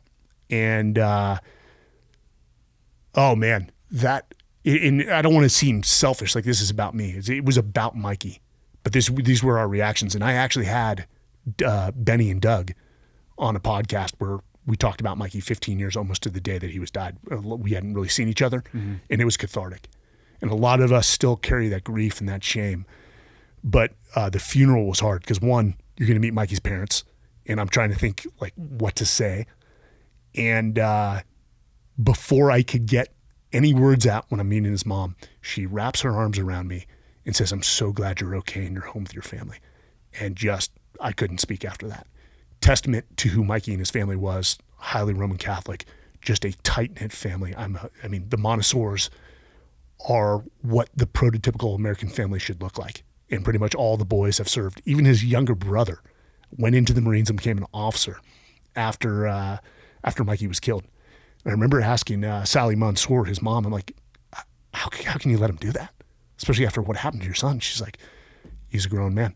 And if I rob him of serving his country, I will rob him of, part of his manhood and just the strength of watching another son as go off to the military, because he did serve in Afghanistan, if I'm trying to remember. But that ceremony, we got up and spoke, the three of us.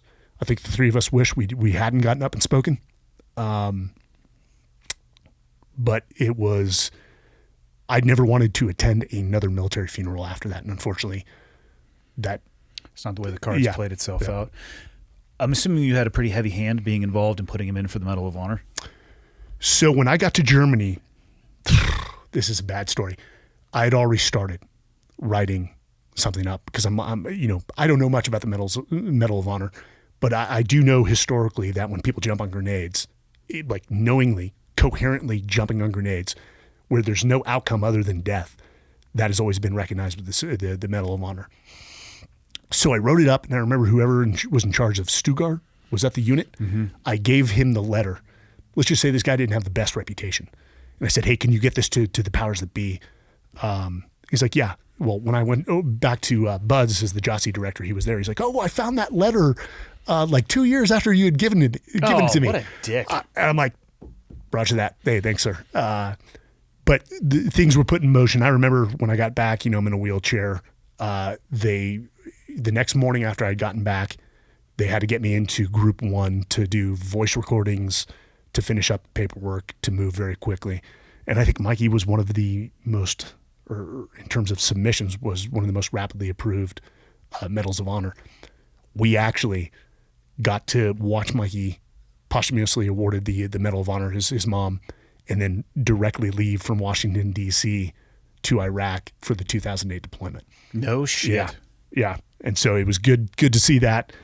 Good to see Mikey recognized.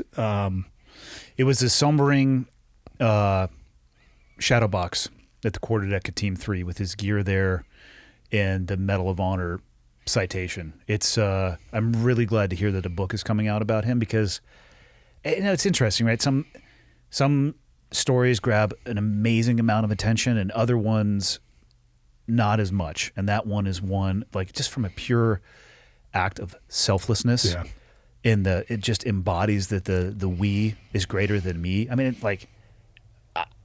you couldn't fucking write a movie script that portrayed that even better. I am glad to hear that it will hopefully receive some more notoriety. It's a story that should be told. Every day should be Memorial Day. Well, it is for people like you and I. True. But there should be, on the news, I think it should be law that you highlight one soldier that's given his life or her life all the way back to World War II or World War I. I think if you do that, people will become immune to it. Not that they are...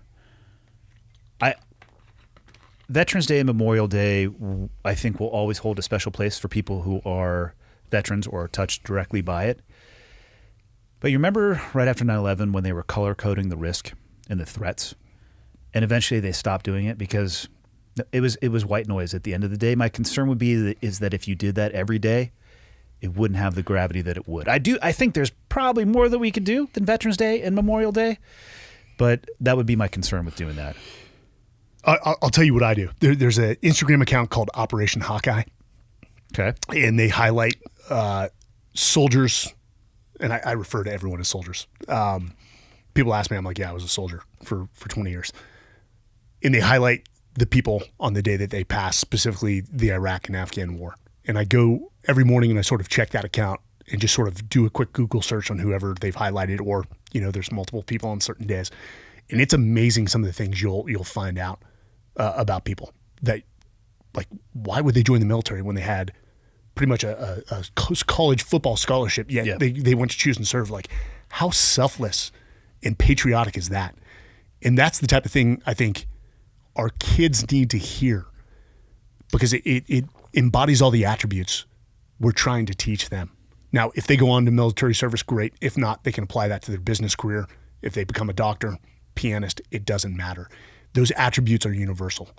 But that selflessness, where somebody's willing to give their life for others that they don't know, that's, dude, and we were a part of that. And that's where I'm just in awe and humbled that I got to serve. I was not the best SEAL. I was not the best shot. I was not the fastest, the strongest, just part of a team, dude. And that's what I want on my tombstone. Mike Sarraille was never the bride, but always the bridesmaid. He was one hell of a team player. You want exactly that? Yes. Okay. Exactly. Well, it's now been memorialized, yeah. God, I can't believe you're drinking that neon shit. Do you feel responsible because you were the senior man? I mean, we have to agree that there is inherent risk associated with our job. And we can view what we know now and look back and say, well, why didn't we recognize that risk in the moment? But you were at the story arc of your career that you were at, and the fact that Jim could point those things out, like I said, he had a lens and a context that had, a few more revolutions around that particular solar system. Unfortunately, in the job that we had, sometimes You know, it came at the cost of people we cared about very deeply. You know, the funny thing is, I end up in the same squadron as Jim on my very first deployment. Yeah. And that was just totally surreal. Like it just. Oh, he's a fucking legend. A lot of those days are hazy for me because Yeah. I'm like, God, this isn't real. This is a dream. But if you ask me where that feeling comes from, it's that I overlooked so many things. One, we were low on manpower to hold adequate watch. To think that guys could operate like that in the heat on limited water and limited food was just, come on, that's common sense. We were a victim of our success up to that point. And that's what bothers me, is that, you know, as a senior, as an SEA or an officer, you're paid to look at the bigger picture. And you start to become a self-licking ice cream cone. Like, and that's what, you know, a lot of the SEALs are. Oh man, we're good. Whew, take another lick. Oh man, we're awesome. We walk on water. And we thought we were starting to have it, you know, figured out. Again, limited combat experience. We finally get into combat, right time, right place. It's not that we were a better task unit than some of the other task units out there. It's all about time and place. We did our job, but we didn't have it figured out when we were junior. And maybe it's now that as I gained more experience, I look back on that with not so much fondness anymore. Yeah. Dude, you know when the relative advantage is up. And I couldn't recognize that. I think I did. Did you have the experience to be able to recognize it? I think I did at that point. It's tough, right? Because we're looking backwards. Mm-hmm. It's I can completely understand why you feel the way that you do, but it hurts me that you feel the way that you do, because I bet if Mikey was here and if you were to ask him, would he take those same actions again, or does he hold anybody that was there with him accountable for that? He would say, yes, he would do that, and nobody is responsible for what happened, because war fucking sucks, man. Amen to that. And you know, our job is to live in their memories now. I just would have loved knowing the man he was. Like, this guy was built to be a family man. He would have had, I mean, his family is all Roman Catholic. They all have like 4 or 5 kids each. Yeah. He would have had 4 or 5 kids. And he was a good man. I mean, he was killed on St. Michael's Day, September 29th, 2006. September 29th is St. Michael's Day. And he was the only one, I mean, devout Roman Catholic. Every Sunday that we were not on a mission, they held mass in a bombed out building. He was there. You know, but no matter what you say, that's just the burden we carry. And I'm not trying to, you know, people to feel sorry for myself. That's my burden, man. I don't want anyone to take that. Yeah. It also fuels me in a way. Do you think you'll ever be able to put it down? No, I don't think you should ever put that down. There was a point, you know, because I stayed on the West Coast, where I would go to Mikey's grave every Sunday and leave a trident. Yeah. Which still, even though we're making $100,000, that, you know, 2 kids, that's not cheap, because what a trident's like. At least $299. $299. And I don't mean $299. $2.99. I think they're a little more expensive than that. But and I would leave a trident on his grave every Sunday. Funny enough, one of those Sundays, I would always go get donuts for my kids, and I walked across the street, not utilizing the sidewalk or the crossing walk, and a San Diego bike cop pulled me over and wrote me up for a ticket. And that actually, when I was screened, that came up in the screening. They're like, you got a jaywalking ticket and you couldn't talk yourself out of that? Some cops are assholes. Yeah, this guy was an asshole. Quotas. But there was a point where it became, I don't want to say tiresome. I needed a change of pace, and that's also the appeal to go over to the East Coast and try something new and to remove myself from that environment, because everything was a reminder. You go on the quarterdeck, because that box was already there. It was like every time I walked into work, there's a reminder of Mikey. And it was what was right for me and my family at the time, just to get out in that environment. It's not that I didn't think of Mikey every single day. I do. I mean, I still wear the finger roses around my neck that I had on that same day.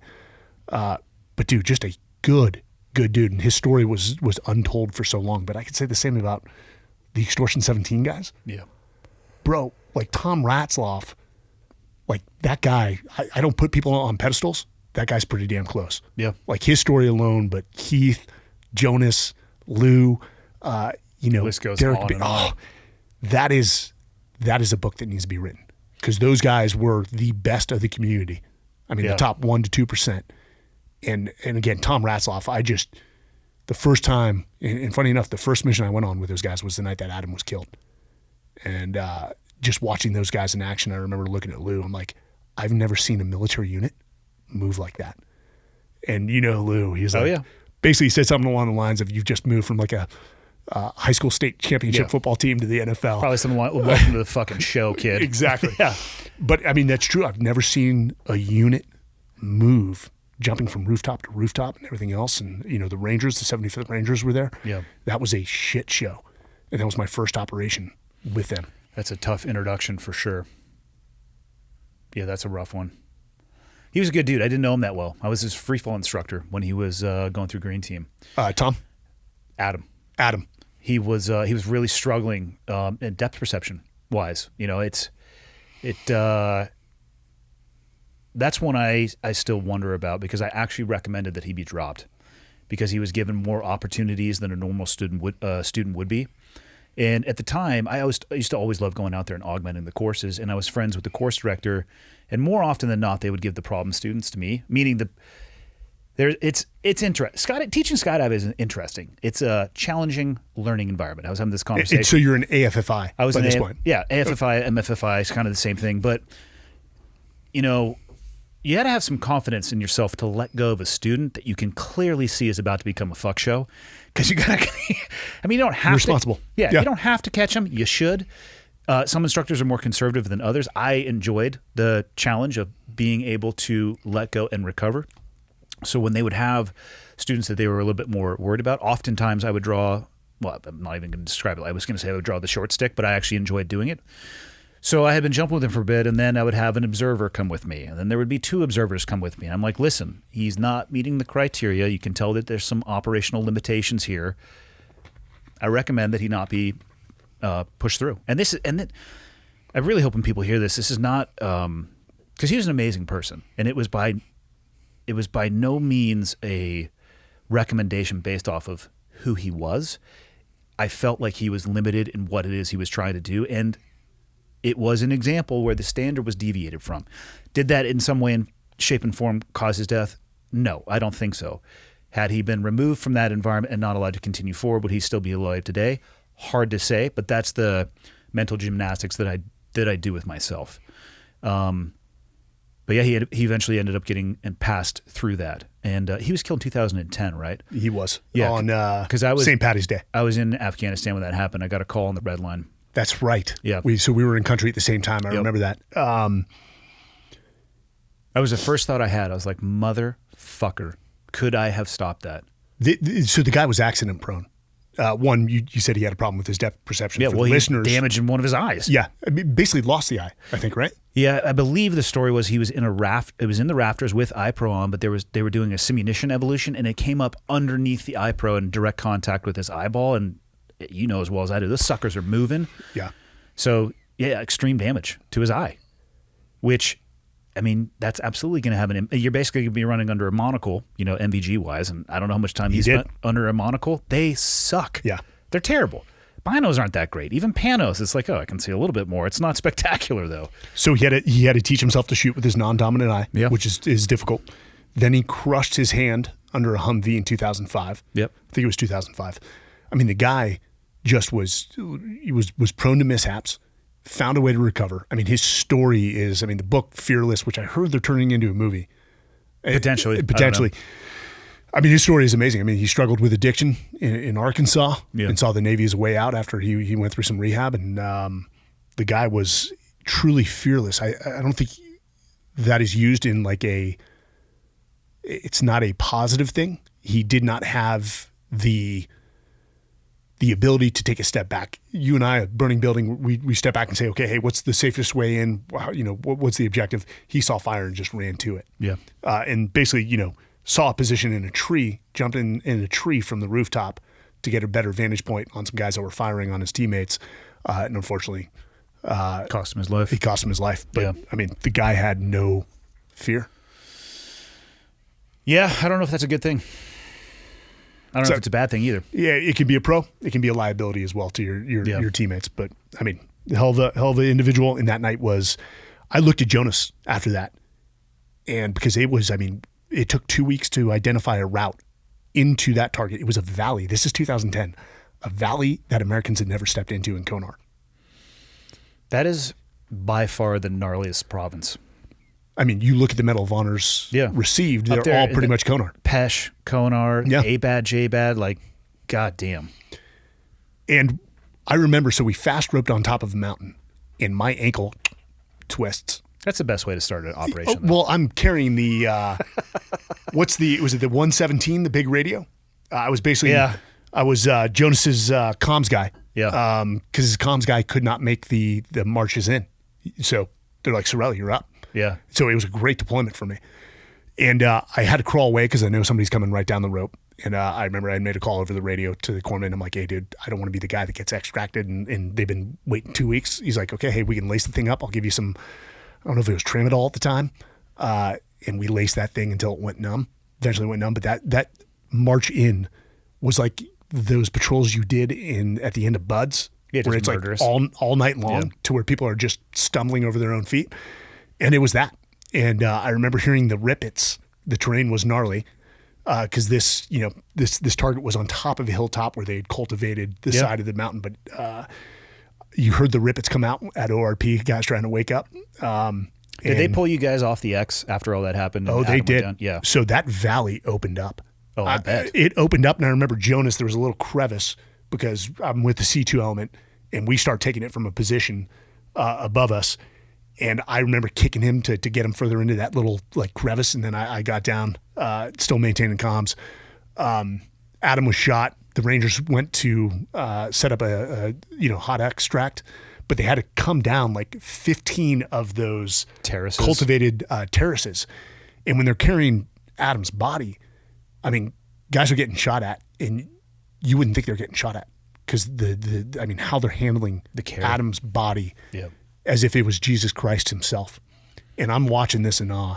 And because I got the radio, I'm falling down terraces. I had the X-Wing by the end of it, only one of the little X-Wing wings. is a satellite antenna. For those of you wondering what in the hell we're talking about right now. Everyone was smoked. And getting down those 15 terraces took way too long. And then watching the 160th guys come in, those guys are, Clay Hutmacher, you've had him on. Dude, those guys are the best in the world. I've never seen anything like it. Their ability to, everything from little birds going underneath like concrete overhangs and landing feet from a door to guys flying 47s, whipping them around. We're talking basically a flying school bus, whipping them around, single wheel landing, not destroying the structure that it's on, that's made of mud, loading up an entire troop and getting out of there while under fire. So they really came into the hornet's nest when they got us out. Things were so chaotic that we had to land somewhere else in the Pesh River Valley, get everyone off the helicopters to get a accurate head count. Rejock and head count, yeah. Because also ISR had reported they thought there was one eagle left on the ground. Oh, shit. Which they were completely 100% wrong. Thankfully, because can you imagine having to go back in there? No. Yeah. And plus time is of the element because they're trying to get to ABAD where there was a surgical unit to get Adam as quickly as possible. But they said, it was a good thing that Adam had passed. He would have been a, paraplegic. He expired on target, right? He did. Yeah. He did. I would rather have that than an extended, protracted, painful. One of the most vivid memories is, he was a beast of a man, Jason Workman. Yes. Just a big, huge human being, handsome as hell. And I remember him just in tears, just sobbing. Like I've never seen a man sob because he was very close to Adam. And again, testament to the guys and how vulnerable you can be in that community. They just rallied around him and hugged him. And I knew after that night, I'm like, the bar, the standard had been risen to a level that I wasn't at yet. And maybe I never got there. But I had to work to stay at that place every single day, probably at the detriment of my family. Which led to a divorce. I was in that place on Saturdays and Sundays working to get ahead because the officers were smarter than me. The enlisted guys were smarter than me. And that's just what it required for me to stay at that place for as long as I did. But I wore myself into the ground. Where'd you go from there? So after my last deployment, which actually I did an exchange tour, the first ever exchange tour with the Army equivalent. and actually deployed with them in 2014 when the ISIS thing kicked off. We had no authorities to do anything. Yeah. It was basically filling a boots on the ground quota, which was sort of demoralizing. That's when it was my realization that I'm just done. I'm done. And so I called back and said, hey, I'm not taking my next billet at the command. And that, going through a divorce, I really need to get a billet to Texas to be close to my kids. Yeah. And Mitch Bradley and in the SEAL community made it happen. And they sent me to the University of Texas, NROTC. Didn't hurt that Admiral McCraven was the chancellor there. And so I rode out my last 2 years, and I was supposed to come back. But when a guy we both know called and said, hey, where do you want to go? I just told him, I'm like, hey, man, I'm no longer good to the community. It's not that I don't believe. It's just I thought I would recharge here. Yeah. I didn't. And there's somebody that's smarter, younger, that will come and take my position. He's like, dude, I get it. That's a tough realization to come to. It was because that's your identity. Yeah. Any way you cut it, that is your identity. And that's where I had the hardest part is when you lay that up. I mean, you're leaving probably one of the greatest support mechanisms that exists. You're leaving a tribe, though I reevaluate now this whole long live the brotherhood. It was a mantra back then. Yeah. Things change as you get out. I still love my brothers. I wish them all the best, but sometimes going into business with them or other things, just different environment. But there was a transition period that was a little rough. I was in Austin all by myself. I didn't know a soul. I was also freshly divorced, so that was it's rough, interesting. But yeah, Admiral Szymanski said put in his paperwork. I did, and they let me retire. And the ROTC unit wanted to do a big retirement ceremony. I'm like, no, just let me go. Like, I'm not the pomp and circumstance. I was never a uniform guy. I don't like to shave. Which you never had a retirement ceremony? So a few people came to the bar. I got wasted. As you do. I did none of those things. I was working for Joe Burns at the time as the ops officer at Group 1. And I was like, hey, man, I think I have enough leave saved up. And there's already a guy here doing my job. He goes, cool, see ya. And I never went back. There you go.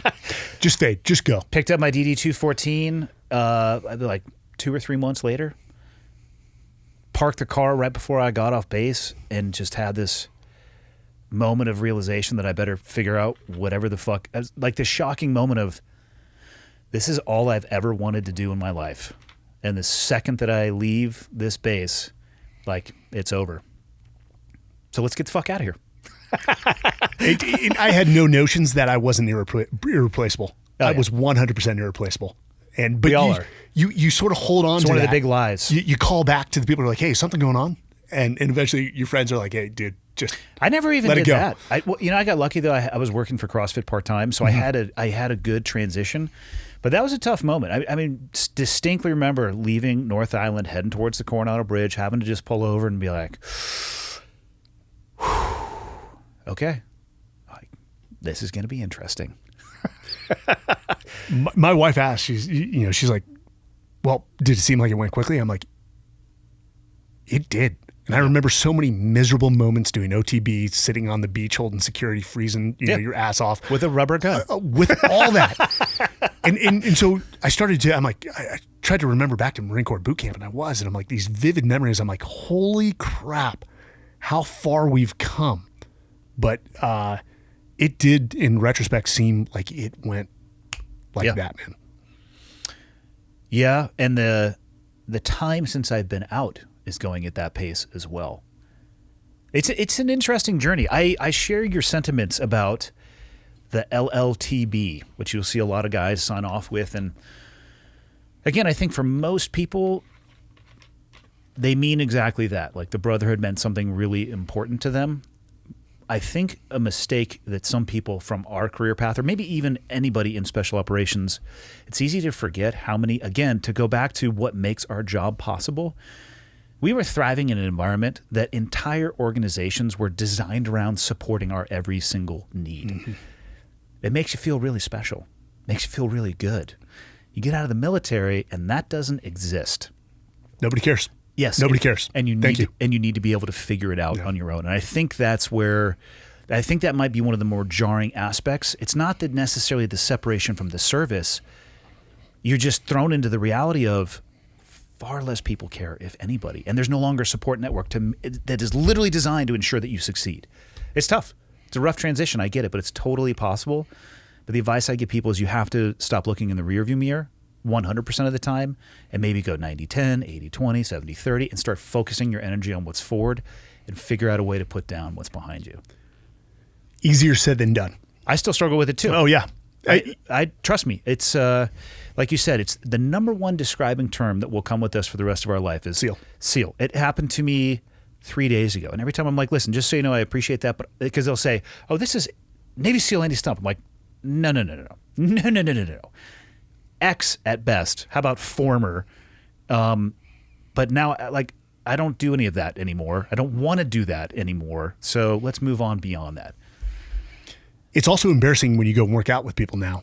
I just worked out with a gal named Annika Newell. Yeah. So Canadian pole vaulter. Yeah, but see, there's an easy way to avoid this embarrassment. Don't do it. Exactly. Well, so she's like, hey, we covered this, you know, had her on the podcast, and she's like, we'll go through my workout. I'm like, oh, okay, cool. Actually hurt myself. I was in pain for about 2 weeks after. But sprints were one of the things. It was like 100-meter sprints. She had me by 50 meters. Yeah. And she would have had me by 100 because when they said go, I'd have been like, God, that looks exhausting as I stood there. It was the first time I had run since my hip replacement or sprinted. And the body just does not. You know, the toughest part about getting older is you no longer feel dangerous. I don't know if I ever did feel dangerous. I was more dangerous by accident than anything. I was dangerous because of the guys around me. Yeah. I knew that. I was probably danger to them, pointed in the right direction via great leadership. But yeah, man, God, I'm so incredibly fortunate for the experiences that I had at a formative age. You know, like 18, 19 years old, coming into the community, getting in a bunch of trouble, changing my perspective on who I was as a person, what the community was, heading out to the East Coast, truly having my eyes open to what is possible. I think that's what I think at the tip of the spear at JSOC, at any unit, I think at the end of the day, what it shows you is what's possible. Unbelievable, challenging problem-solving ability, which is kind of what special operations is anyway. It's nonlinear problem-solving. That's how I describe it. But innovations and tactics and gear and the leadership. I mean, I'll never not be thankful for it, but I don't want it to be all that I ever will be. It definitely has to be a highlight. One of the highlights, but I don't know if I could ever match it, but at the end of the day, I want to get to a place where people go, oh shit, that guy used to be, you know what I mean? To be, as opposed to, I want it to be the footnote, not the intro paragraph. And I think that's what I'm trying to do and you're trying to do with these expeditions. Yeah, let's get into the old expeditions. I will so say tired this. hearing about your fucking military service, Mike, and all the stuff you did. Let me say this. You know, I do tell people the most lethal warriors I knew, were at those two units. Yeah. Well, that's what those units are designed for. They are the most empathetic, kind, respectful people. People gravitated towards those people. And they weren't the loud man in the room, though there were some. Yeah. But usually it was good-hearted, loud nature. Not and always. It was wild. I had a troop chief that was a piece of shit. Hey, they were there. My last troop chief and I did not get along. Guess what? I still love that guy. Yeah. And he was a fighter. Oh, I man. I don't love this guy that I'm talking Okay. about. I'll give you the name off air and you might go, We still had those, but you know the thing that was interesting about when I got over there is nobody counted kills. Yeah. Nobody threw out how many medals they had. It was a completely different culture from my experience on the West Coast teams where people counted kills and Can you think of a more useless metric? because we were losing. If you killed one, then just three more popped up. Well, it's not even that. It's if you and I've talked about this before. In a profession of arms, the whole military service is yes, there is this invisible line, right? There are those that have and those that haven't, and some people make a really big deal out of it, and some people don't. And actually, again, from some of the feedback that I get from people, they feel bad that they didn't. And again, I'll try to write back and be like, listen, that doesn't mean that you didn't serve honorably. And Absolutely. And also, you know, think about it from the perspective of maybe you don't have to bear the weight that comes with those decisions, because in the moment, it's binary. You're like, oh, threat, engage, but you have the rest of your life to think about that shit. And not all of them are black and white. There's a lot of different pastel colors that go onto that canvas. But the community of people that put us through BUDS, had zero combat experience, 0 kills, and it's not because they weren't lethal. It's not because they didn't want to be put in that environment. The world didn't throw them the opportunity to do so. So why did it all of a sudden become a metric of greatest concern post 9/11? Like, I get it. Like I said, there's that line in the sand and people want to get past it. But I know dudes who have ended a lot of life that have been bankrupt multiple times through multiple divorces, financially completely insolvable, substance abuse issues from pills to alcohol. Like, what? Cool. You killed a lot of people. Your life is a fucking mess. What does that actually Can't put that on the resume. Yeah, what does that actually mean? It actually means nothing. So for the guys that I run into, especially the team guys in the 90s, they're like, yeah, but we didn't see combat. My only response is thank you. Yeah. Thank you for what you laid guys the did. foundation. Exactly. You guys were trying new tactics and procedures that we utilized over there. So nobody gets to choose their time and place. Yeah. That's the one thing about the military. But the military will get their pound of flesh one way or the other. Oh, they get it up front. But, you know, the people ask me, who are your biggest heroes? You want to know my biggest heroes? It's that 18 to 23-year-old infantry, Marine or Army that have far less training than we did. I couldn't imagine being an 18-year-old Marine, and I was an infantry when I came in, being in the infantry 18 and all of a sudden go to boot camp, go to the School of Infantry, check into my unit, and within 2 months, you're in Fallujah or Ramadi. With an M16A2 iron sights, body armor that weighed probably 4x what our shit weighed. They're not wearing moisture wicking fucking $800 cry camis with cut off Solomons, half shell helmets, the best night vision like living in squalor because we lived like in palaces over there. Watching those guys was, you know, for the special operators I know who I respect, they're like, those guys. Yeah. Those guys are the one that wins the war. And special operations doesn't win wars.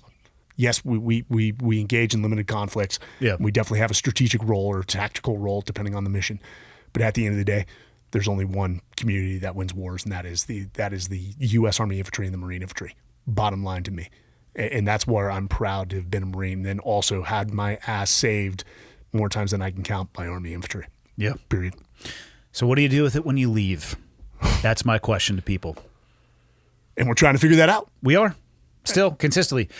You found your way into the podcast game. This has been an interesting medium for me. I have learned so much more about myself by talking to and listening to other people. It is by far my favorite thing to do. And the fact that I landed doing this, complete random, and mostly because I met Joe, completely randomly.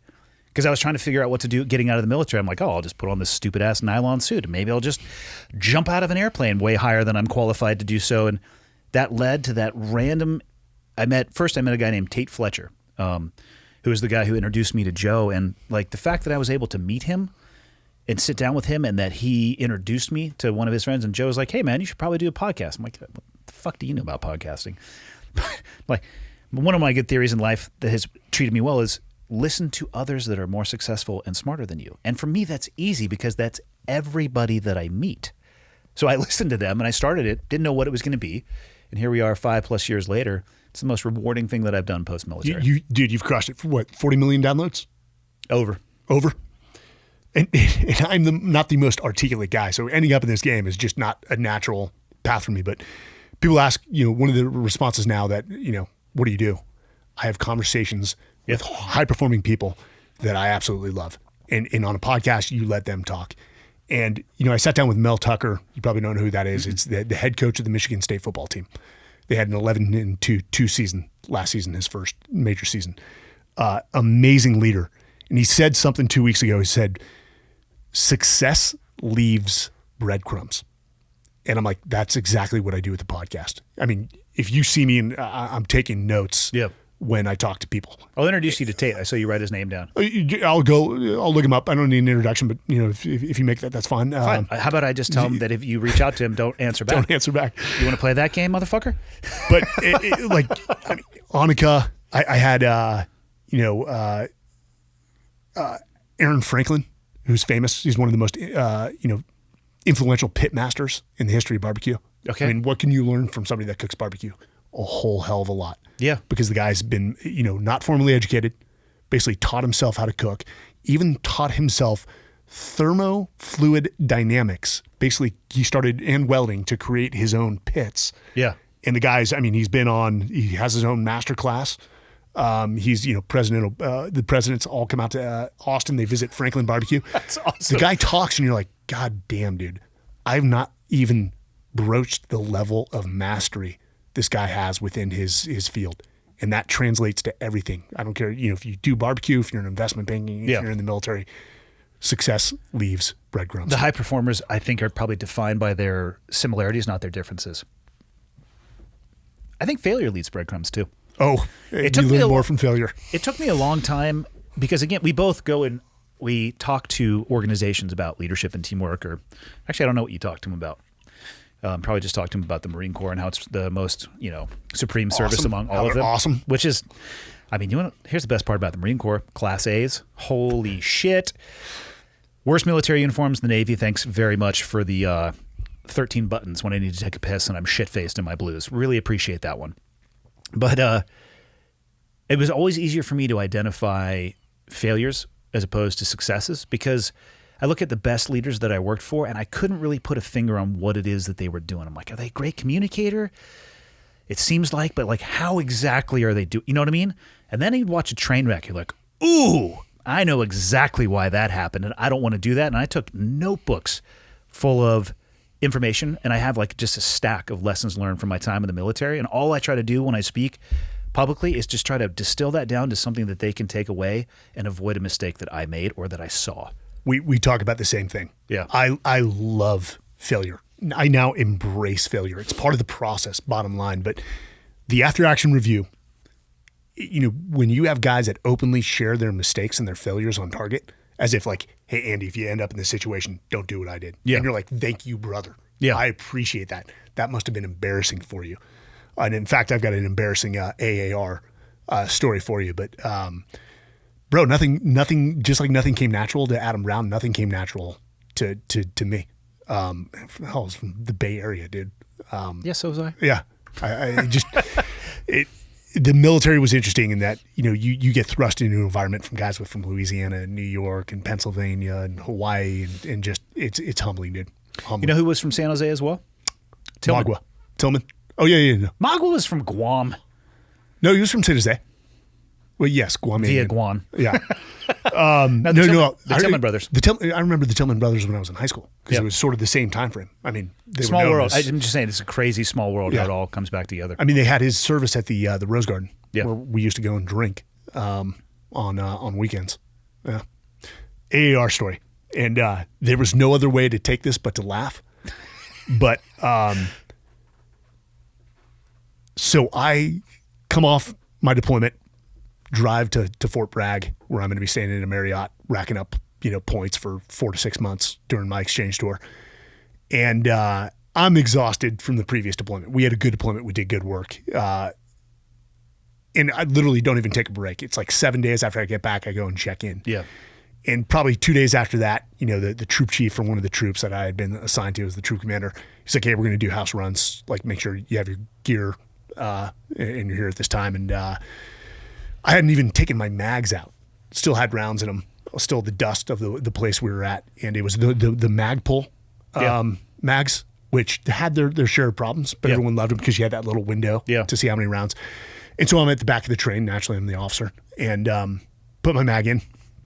And I sort of take a knee at the end of the train as I'm holding security sort of to the 6 and out this way. And 2 guys are over here. And, I don't even have my hands on the gun because I'm checking my mics and everything. And all of a sudden the mag falls out of the gun.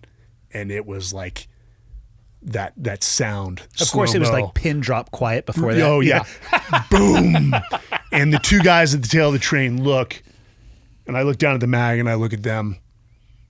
Pick it up, seat it, tug, it's in. And we do the house run, and I'm more observing. I do go, it was live fire. And so, true to the military SOPs, they pull everyone in after the house runs and they say, okay, hey, let's debrief what we learned. And everyone's going through and they're sharing like, hey, so-and-so, hey, make sure to, like the new guys, make sure that you're, doing this next time when you enter and they're talking. And I'm like, okay, I think I'm going to get away from this one free and dry. Never. There's always somebody who sees. And so the troop chief, which was a good dude, he's like, hey, one last thing, guys. I just want to go over a quick class on how to properly seat a magazine. And I just looked down and I'm smiling, and they are just busting. There's two ways to handle it. That's what I miss the most. Now, had I just started throwing out excuses like, hey, I just got back from deployment and there's nuts. And no, I'm like, yeah. No. I'm like, yeah, that was pretty embarrassing. You guys got me. If you would have done that, they would have just called you magazine or magpole, or like that would have been your name. But that dog eat dog world where it's good nature, right? Like, it's like anybody in that command needs a class on how to seat a magazine. But of course, if you tee it up on a softball tee, they're swinging for the fucking left field wall. God, I miss that. I smiled, I took my licks, and you know what? Their demeanor towards me changed. Yeah. After that. But I have often thought about what would happen if you took a platoon or like a troop of guys and we got to go to a place, not that I've ever been there, but like IBM, and we got to be in the cubicles and actually interact with people in that level in their world. Would we either create a mutiny or would people jump out of windows based on, you know what I mean? Like, it's a very special environment. If you're talking about placing 40 special operators, any community, into Silicon Valley. But I'm just saying they have to tolerate the way that we treated each other, good-natured, and we didn't really brief them. We just started treating them like that. I just was curious what would happen. My first job out of the military was the chancellor of Texas A&M. I'd created a good relationship with him. He's like, hey, come be the executive director of my veteran services. It was a good paying job. Yeah. And I didn't have to go interview. So I'm like, well, really look for a job. It was post MBA. I just finished it. I'm like, dude, done. College station, cheap cost of living. I had HR called on me within 2 times within the first week. That sounds about right. So if you had 40 guys, you would have the phones like going off the hook. Or would we take over and just mutiny that son of a bitch? It's probably because some of the people in that office cubicle will be like, I've been waiting for this my entire life. Probably a little bit of both. Probably a little bit of both. And then others would just be like diving out the window because they couldn't take it. I miss that thick skin environment. That's what I miss the most. That is what I miss the most. Yeah. And you got to be cautious in this environment because feelings are probably of primary concern within workplaces. And I'm like, if you show feelings in our community, that's like blood in the water. If you react to somebody making fun of you, it's game on. Like you will see, much like the instructors, like 5 people come in, just poke the bear until you break. One of my favorites at the MST, at the command, and I was a breacher during that time period, and people would call for a breacher, and I would just like walk up and notice that the doorknob was put on backwards and just unlock it and twist it and walk away and make eye contact and be like, we'll talk about that at the end. You shake your head, just look at him and walk away. Yeah, it's just like, here you go, fuckface. Unfortunately, I was that guy. Oh, how do you think I know to do that? Because I was been the guy many times who called for a breacher and look down and or the doorknob is on correctly and the keys are hanging out of the door and I'm sitting there like, breacher up. It only takes a few times. Yeah. So it's actually a great thing. Again, failure. Yeah. You learn that once. They reinforce it with a little bit of embarrassment. Yeah. And then you'll never do it again. Yeah. And you're just in the debrief like, you guys are very attractive. I'm not very good looking. You're very smart. I'm very stupid. Yeah. And then you just basically wait your entire career to be able to pass that level of scrutiny on to somebody else. Yeah. Sometimes you got to put your time in, dude. You got to put your time in. You always got to put your time in. Yeah. All right. So expeditions. So, I had a hip replacement, 2020. That's 2 years after I retired, and it was a 9-month downtime. And downtime is the worst, like especially with high performers in any field. Yeah, if you have to take them off the line, they go freaking crazy. Yeah, because physical downtime means mental uptime, and you just sit. It's the most dangerous time. Like it took me a long time. I always knew I liked being active. I didn't realize the true connection for myself between mental health and physical activity. If you want to just ruin me, put me in a room, well, that wouldn't necessarily do it because I'd figure out a way to work out, but put me in an environment where I can't actually physically sweat or do anything, I come apart. My wife said it recently. She's like, I think you're confusing movement with progress. And I'm like, yeah, I am, because I just have to keep moving. It's not always in the right direction. Interesting. But I've got to keep moving. So during that, I recognized one, I missed the camaraderie. That shared adversity and that camaraderie existed within our profession, not so much in the private sector, and for good reason. I mean, think about the level of alignment and buy-in that each of us have going through 1 year of BUDS training. Yeah. I mean, everyone is aligned. We're not in agreement. That's something completely different, but we're all aligned to the mission, whether you and I like each other or not. Yeah. We've given our pound of flesh. So I missed that. Talking to a lot of the guys, man, that were struggling as well. One guy said to me, he's like, I just want to ride the Little Bird again, like on a rut through the city skyscrapers. He's like, I just want to feel that again. And so I had this idea, and right around that time I had that idea. Fred Williams is the president of Complete Parachute Solutions. They basically supply all the parachutes to all of American Special Forces, even foreign Special Forces, and does a lot of the training as well. They've got a great cadre. The dudes jumping now are so much better than we are. They should, because they're getting a better level of instruction. So he was planning an expedition to jump into the highest drop zones in Everest. Oh, that's right. I forgot you already jumped into Everest. Yes. Sort of. I thought you were going to jump on the peak. When I heard you were landing at like a nearby area, I was like, that's bush. Anybody could do that, Mike. And I want to see you tippy-toe at the top, stick it, and not get completely ripped off the side by the gale force winds. So this was a big conversation. What we think is, one, you have to have like hook and pile tape. You've got to be in a suit of hook and then have a big sheet of pile. Who's going to hike that up there? There is no way, and a lot of people have talked about landing on top of Everest. That is no. I don't know anything about it. I'm going to tell you right now that fails the risk assessment. You have to hit it on perfect conditions, minimal winds. But if there's some sort of a net where you can fly right into, it's probably probable. But so it was like 9 months to the day where I was cleared to start doing things. Fred was holding prep training in Leadville, Colorado, which is the highest drop zone in the U.S. Yep. And we've trained there sometimes. And I feel bad because Fred's like, hey, when's the last time you jumped? I'm like, oh, a few months ago. It'd been years. And they had all the CPS instructors, and we went through training. Eric Prince was out there. Yep. He couldn't go on the expedition though. And just living in the Airbnbs together, oh God, there was a guy named Tom Short who's with Gentex Ops Corps, and he was a SEAL in the 90s. It was like being back in a platoon or a troop again. And it was so much fun. Plus the training was all braked approaches. Yeah. Which I don't remember going through braked. Well, it probably depends on the type of canopy. I bet you guys were flying like high glide main canopies. You know what I mean? 360s.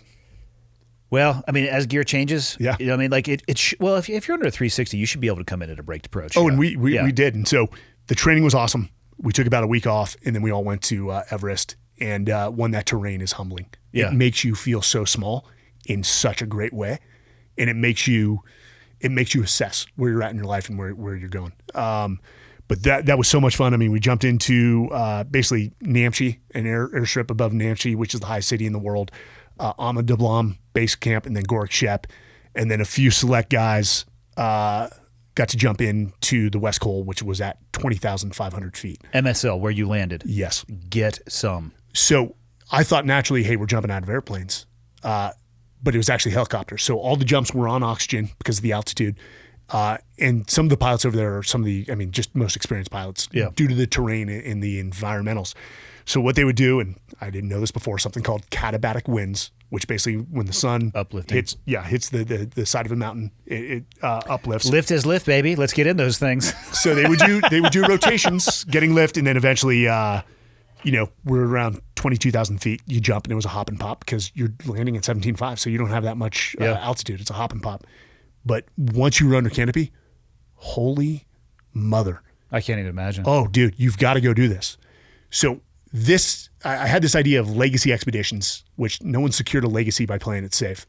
They haven't. And then upholding the memory of our brothers who... This one in particular was for Extortion 17, and the goal was 500,000. I fell way short of raising. I think we raised around 200,000. How did you find fundraising to be?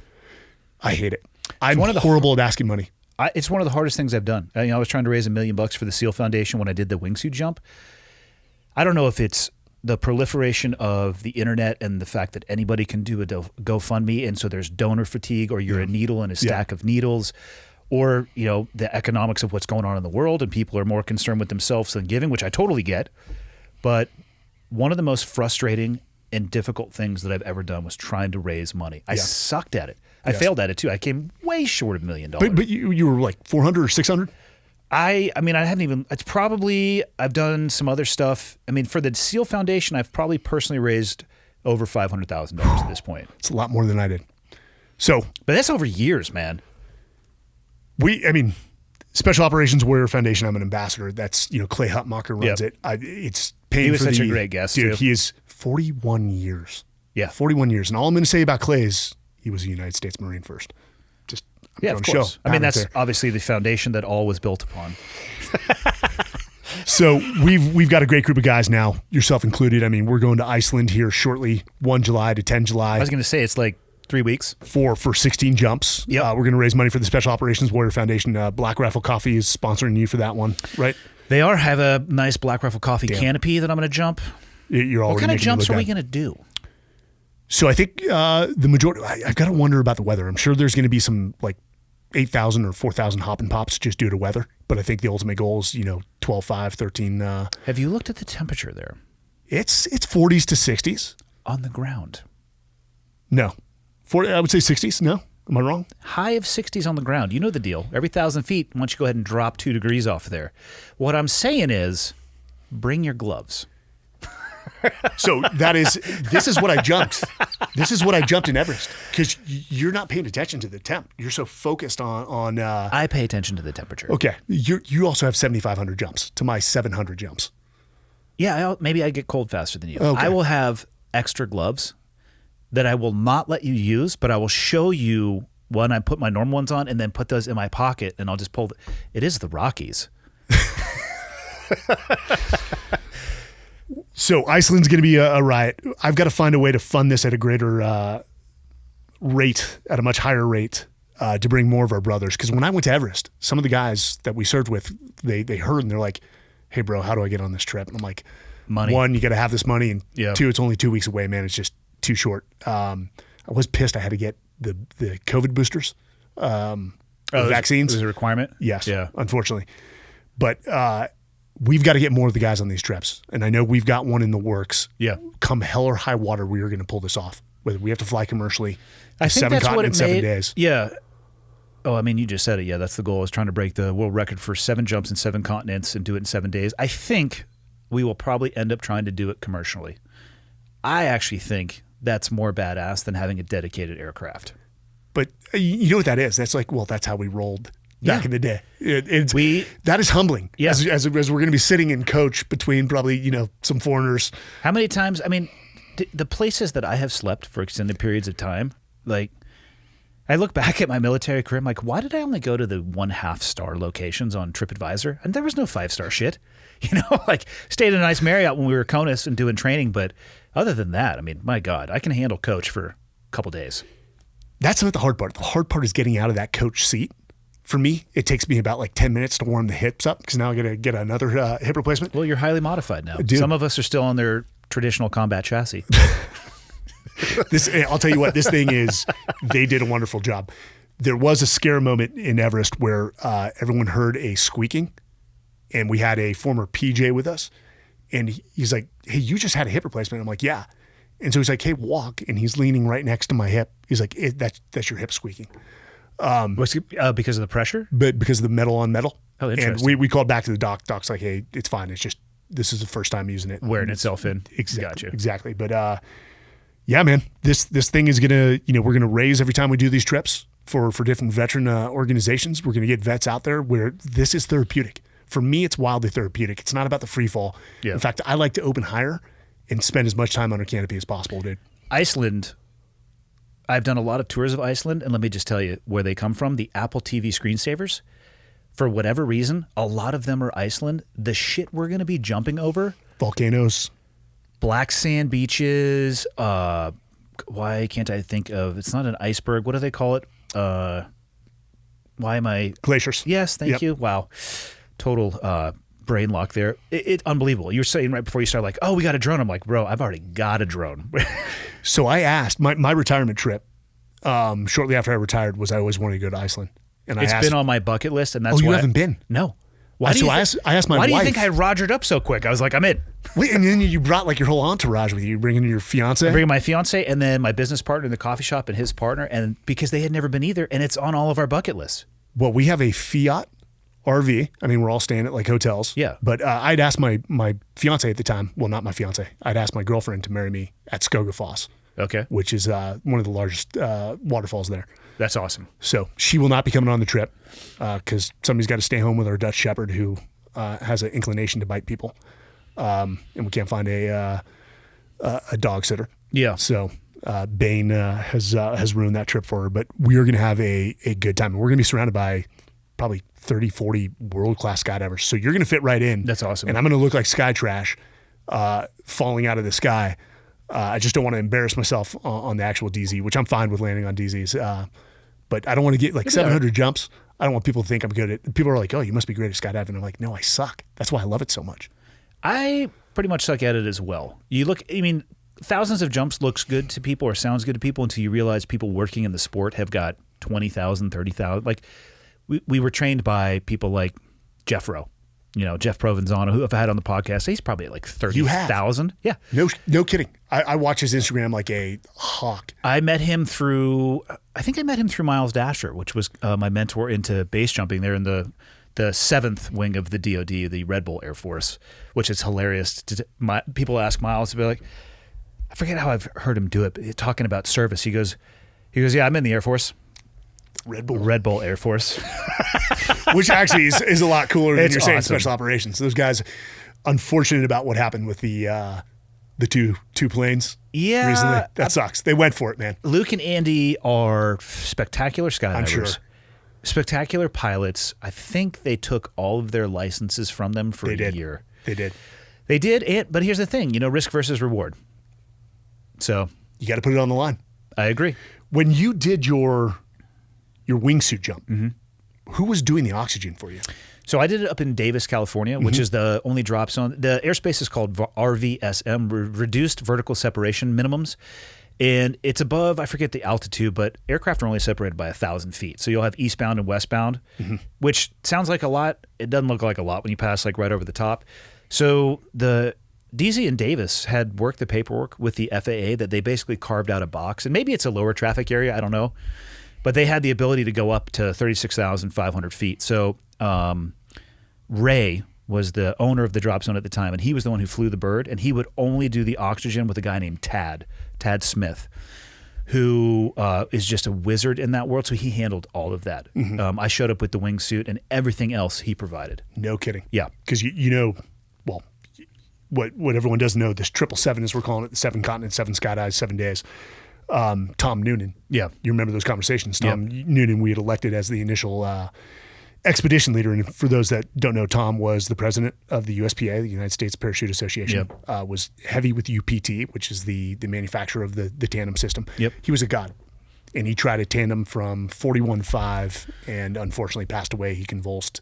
There's a lot of complications at the danger is not the jump. It's a failure in your oxygen system or a leak that you don't recognize, or it's doing that jump suck because you have the pre-breathing feed bag just strapped to your face for an hour, single engine, climb to altitude to 36.5, exiting at full speed because he's basically just got like feet on the dash, pulling back as hard as he can. It's like, you can get out because we're not getting any higher. Rip the door open, just do a dog shit exit, and then try to fly. So, and I've watched that, and I watched it multiple times. I mean, did you feel really embarrassed for the SEAL community when For you the exited? exit? Yeah. No, I was like, I need to get the fuck out of this spin. Wait, Dude, spins in a wingsuit are gnarly. You got to get that shit over with. So I'm about to get in a wingsuit. Yeah. After That's we get not back a good from idea Iceland. for you at all. Okay. Why would you do that? Because it is the next challenge for me. Did the density? Why is that the next challenge for you? Oh, dude, that's got to be an experience. That's what I'm looking for. Is up in the game gradually. I'm going to go with a coach, but Why don't you just go get your tandem qual or something? And take I'm people tandem for- qual. All right. I'm tandem qual. Go get your AFF qual. Was the density of the air Felt exactly the same. felt exactly the same? He was going so fast on exit, like the airspeed just felt like airspeed. It was colder. You've seen the dudes that come off the ramps, like a traditional ramp in the wingsuit. They'll Oh yeah, actually you can get hundreds of feet above. Yeah. Yep. even in a wingsuit, when you come to pull time, if you're flying it appropriately, you have so much energy, you will actually balloon up. I think I've gone up between 400 to 600 feet. And you actually, like the softest openings are when you flare up, take it just a little bit over the apex of that. And as your head is, I'll push my head forward, reach back and pull so that it's just softest opening you've ever had. And that's because both hands go back and you sort of... You're climbing. So your forward speed and vertical speed is really slow. It's like a sub-terminal open. It's like a hop and pop out of a helicopter that's going like 60 knots. It's just, because I don't know if people realize parachutes are not like high tech. It's just drag. You throw out a little parachute. It's a wing. That's attached to a tether that pulls out a bigger parachute. And if you're going really, really fast, smack, it can come open. If you're going slower, the process itself is slower. The thing that's interesting about skydiving is if you look at the evolution of the technology, I mean, the guys in the infancy of parachuting were out of their fucking minds. No better way to put it. No better way to put it. And just, I mean... Yeah. They're like, I think this is going to work, and send it. Utilizing the old payphones, that silver sort of accordion casing. They were ripping those off of phone booths to utilize them in equipment and test it out. I mean, the innovators of wingsuits were literally sewing material together. The difference between the first wingsuits and the modern era stuff is it's almost like it's not the same thing. Wasn't it I'm forgetting his name. It was French, really sort of pioneered the wingsuit. Patrick Desjardins, and I probably just and he passed away. He did pass away, I believe, due to a self-induced rigging error in because he basically sewed his pilot chute into or bridle into his wingsuit. They say that guy was just no fear. Yeah, I worry about people that don't have fear though, because I think it lands you into like the sociopathic realm, and I don't mean that negatively, but fear, people would ask me that all the time about base jumping, like, how can you do that? Aren't you terrified? And the answer was yes, absolutely. And if I ever stick my toes over the edge of a cliff in a nylon straitjacket and I'm not at max heart rate and seriously concerned about my life choices at that point, I'm going to back away because I'm not paying enough attention. It's a super dangerous activity that you can do as safely as possible. Well, I will take your advice on the wingsuit.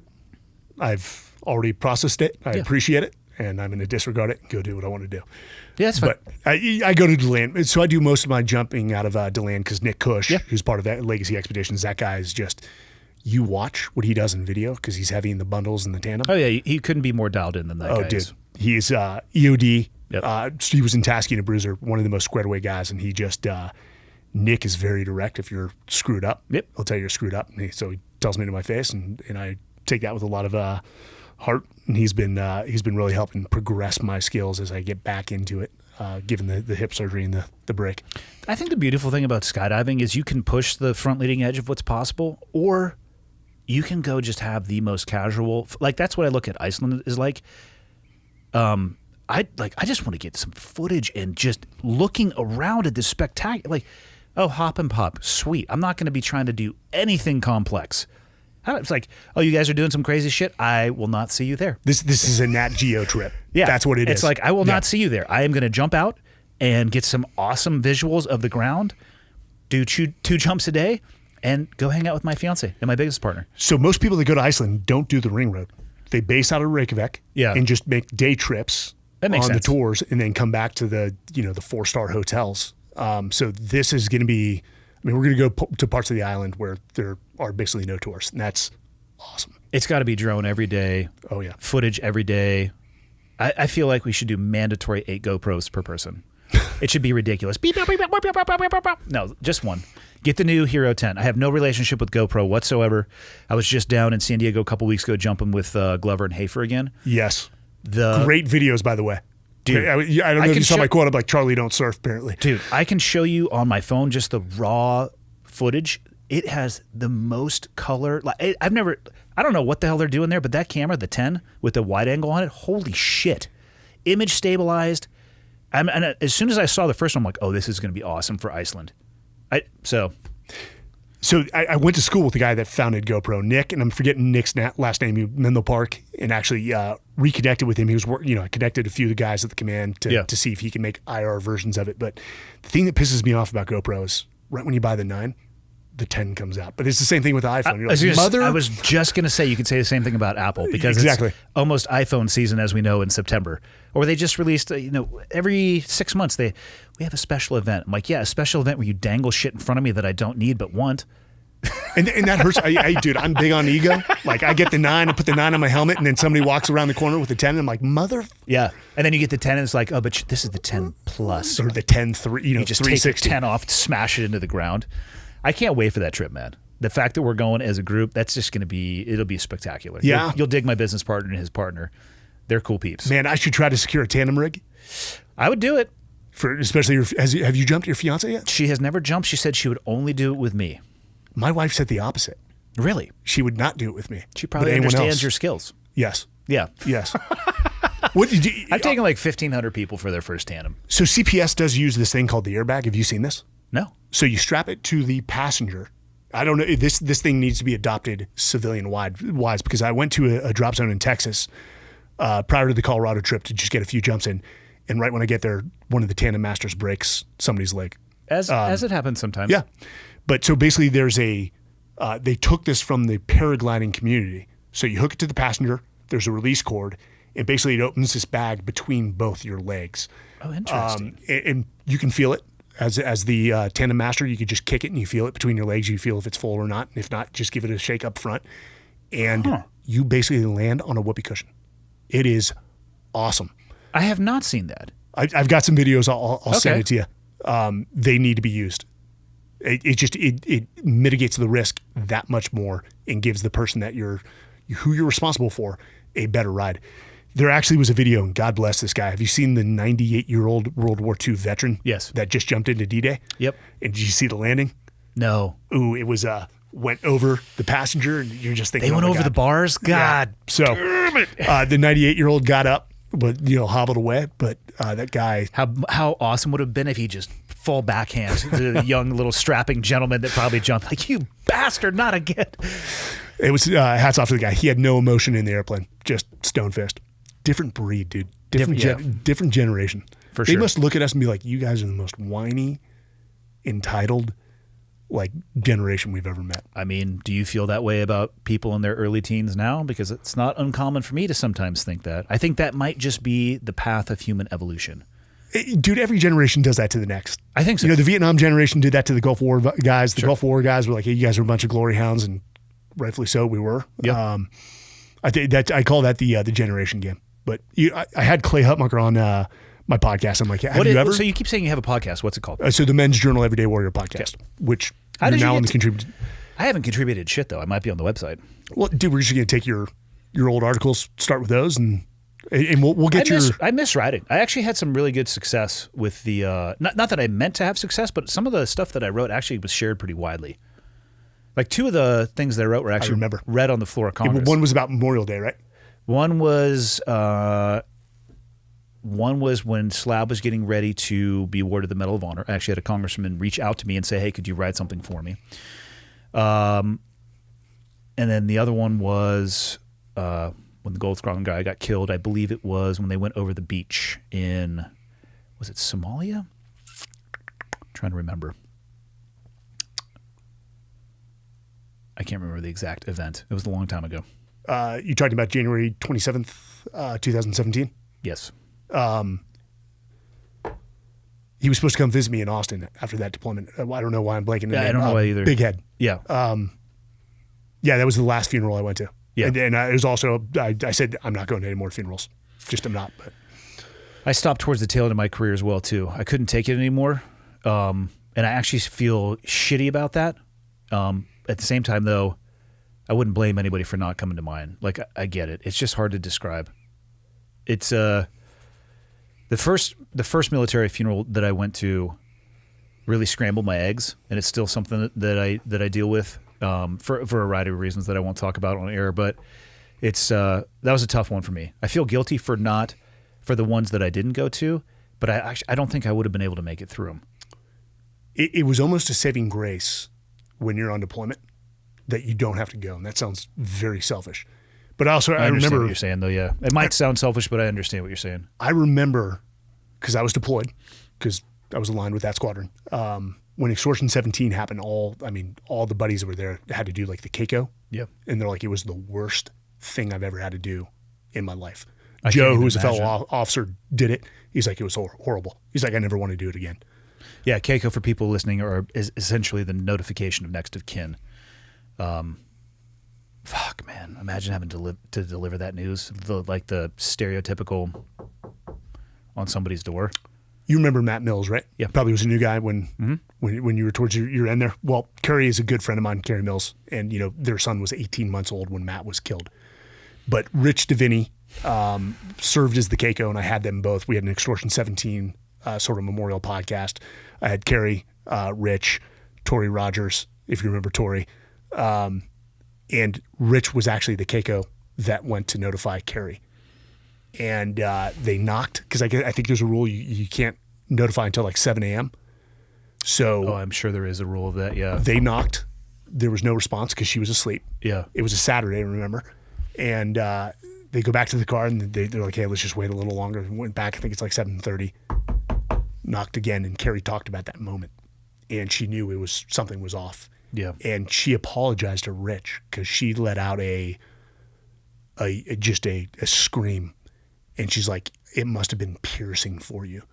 And watching the two of them relive that moment, and Cash, now like 11 years old, sitting in the corner, which I'm like, hey, somebody put a bag over Cash's head because I cannot look at him. Yeah, seriously. Because I'm choking up. But that woman, was high school educated. All of a sudden, her husband's gone. She's got an 18-month child. She basically finishes her undergrad, then goes to law school, gets a law degree, and takes the bar in Texas recently, about a year ago, passes, and realizes, you know what?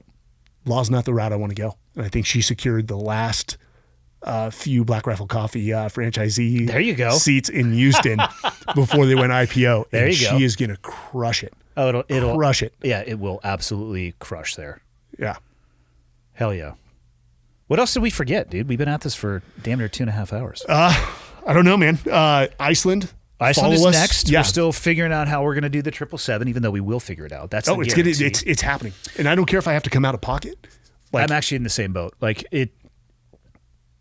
it's meaningful enough to me for the reasons that we wanted. Like I really could give a shit about adding 7 more jumps. Well, the jumps aren't, Antarctica, that's going to be a special one. But the others are sports DZs. There's nothing unique about them. There, yeah. But Antarctica is, somebody has set the 6-continent record at 8 days in 7 hours. I think we can even beat that with 7 continents. We've been looking and studying this thing for a long time, but we also have a very audacious fundraising goal. And it's not just going to be for one veteran organization. We've got to identify a few. One amongst them will be the Green Beret Foundation. Yep. Because they need help. And, the Navy SEAL Foundation, Special Operations Warrior Foundation. But I don't think we're going to reach that goal. It's going to be hard. But hell, let's fucking go for it. Yeah, you got to try, at least. Even if we raise $1 million, that's $1 million that these organizations wouldn't have. Where would you point people if they have interest right now? So legacyexpeditions.net exists. We're getting the Iceland one up. We're getting the 777 one up. If people are interested in sponsoring, please contact, info at, or just there's a link on legacyexpeditions.net. Yep. Contact me or contact you. Contact me, but address the email to Mike. No, this is like you're part owner in this thing. Yeah, I would like to set up my inbox on that email address to auto forward to you, and then play dumb as to why you're getting all the emails. You talk about I'm not a SEAL anymore. Yet I end up doing all the briefs and all the Excel and all the PowerPoints. You're the senior officer. And it'll be that way on the expedition. If I 100%. Open my mouth on the expedition, everyone would be like, Mike, sit down. Fred, what are we doing? Nick, what are we doing? Andy? And so what can people expect? Because obviously we'll be posting about when we're in Iceland, which is legitimately, this episode will come out within probably the next 7 days. So it'll be before we go to Iceland. Where can people actually follow along? Because I'm sure we'll put it on our personal social, but isn't Men's Journal also Men's Journal's covering it.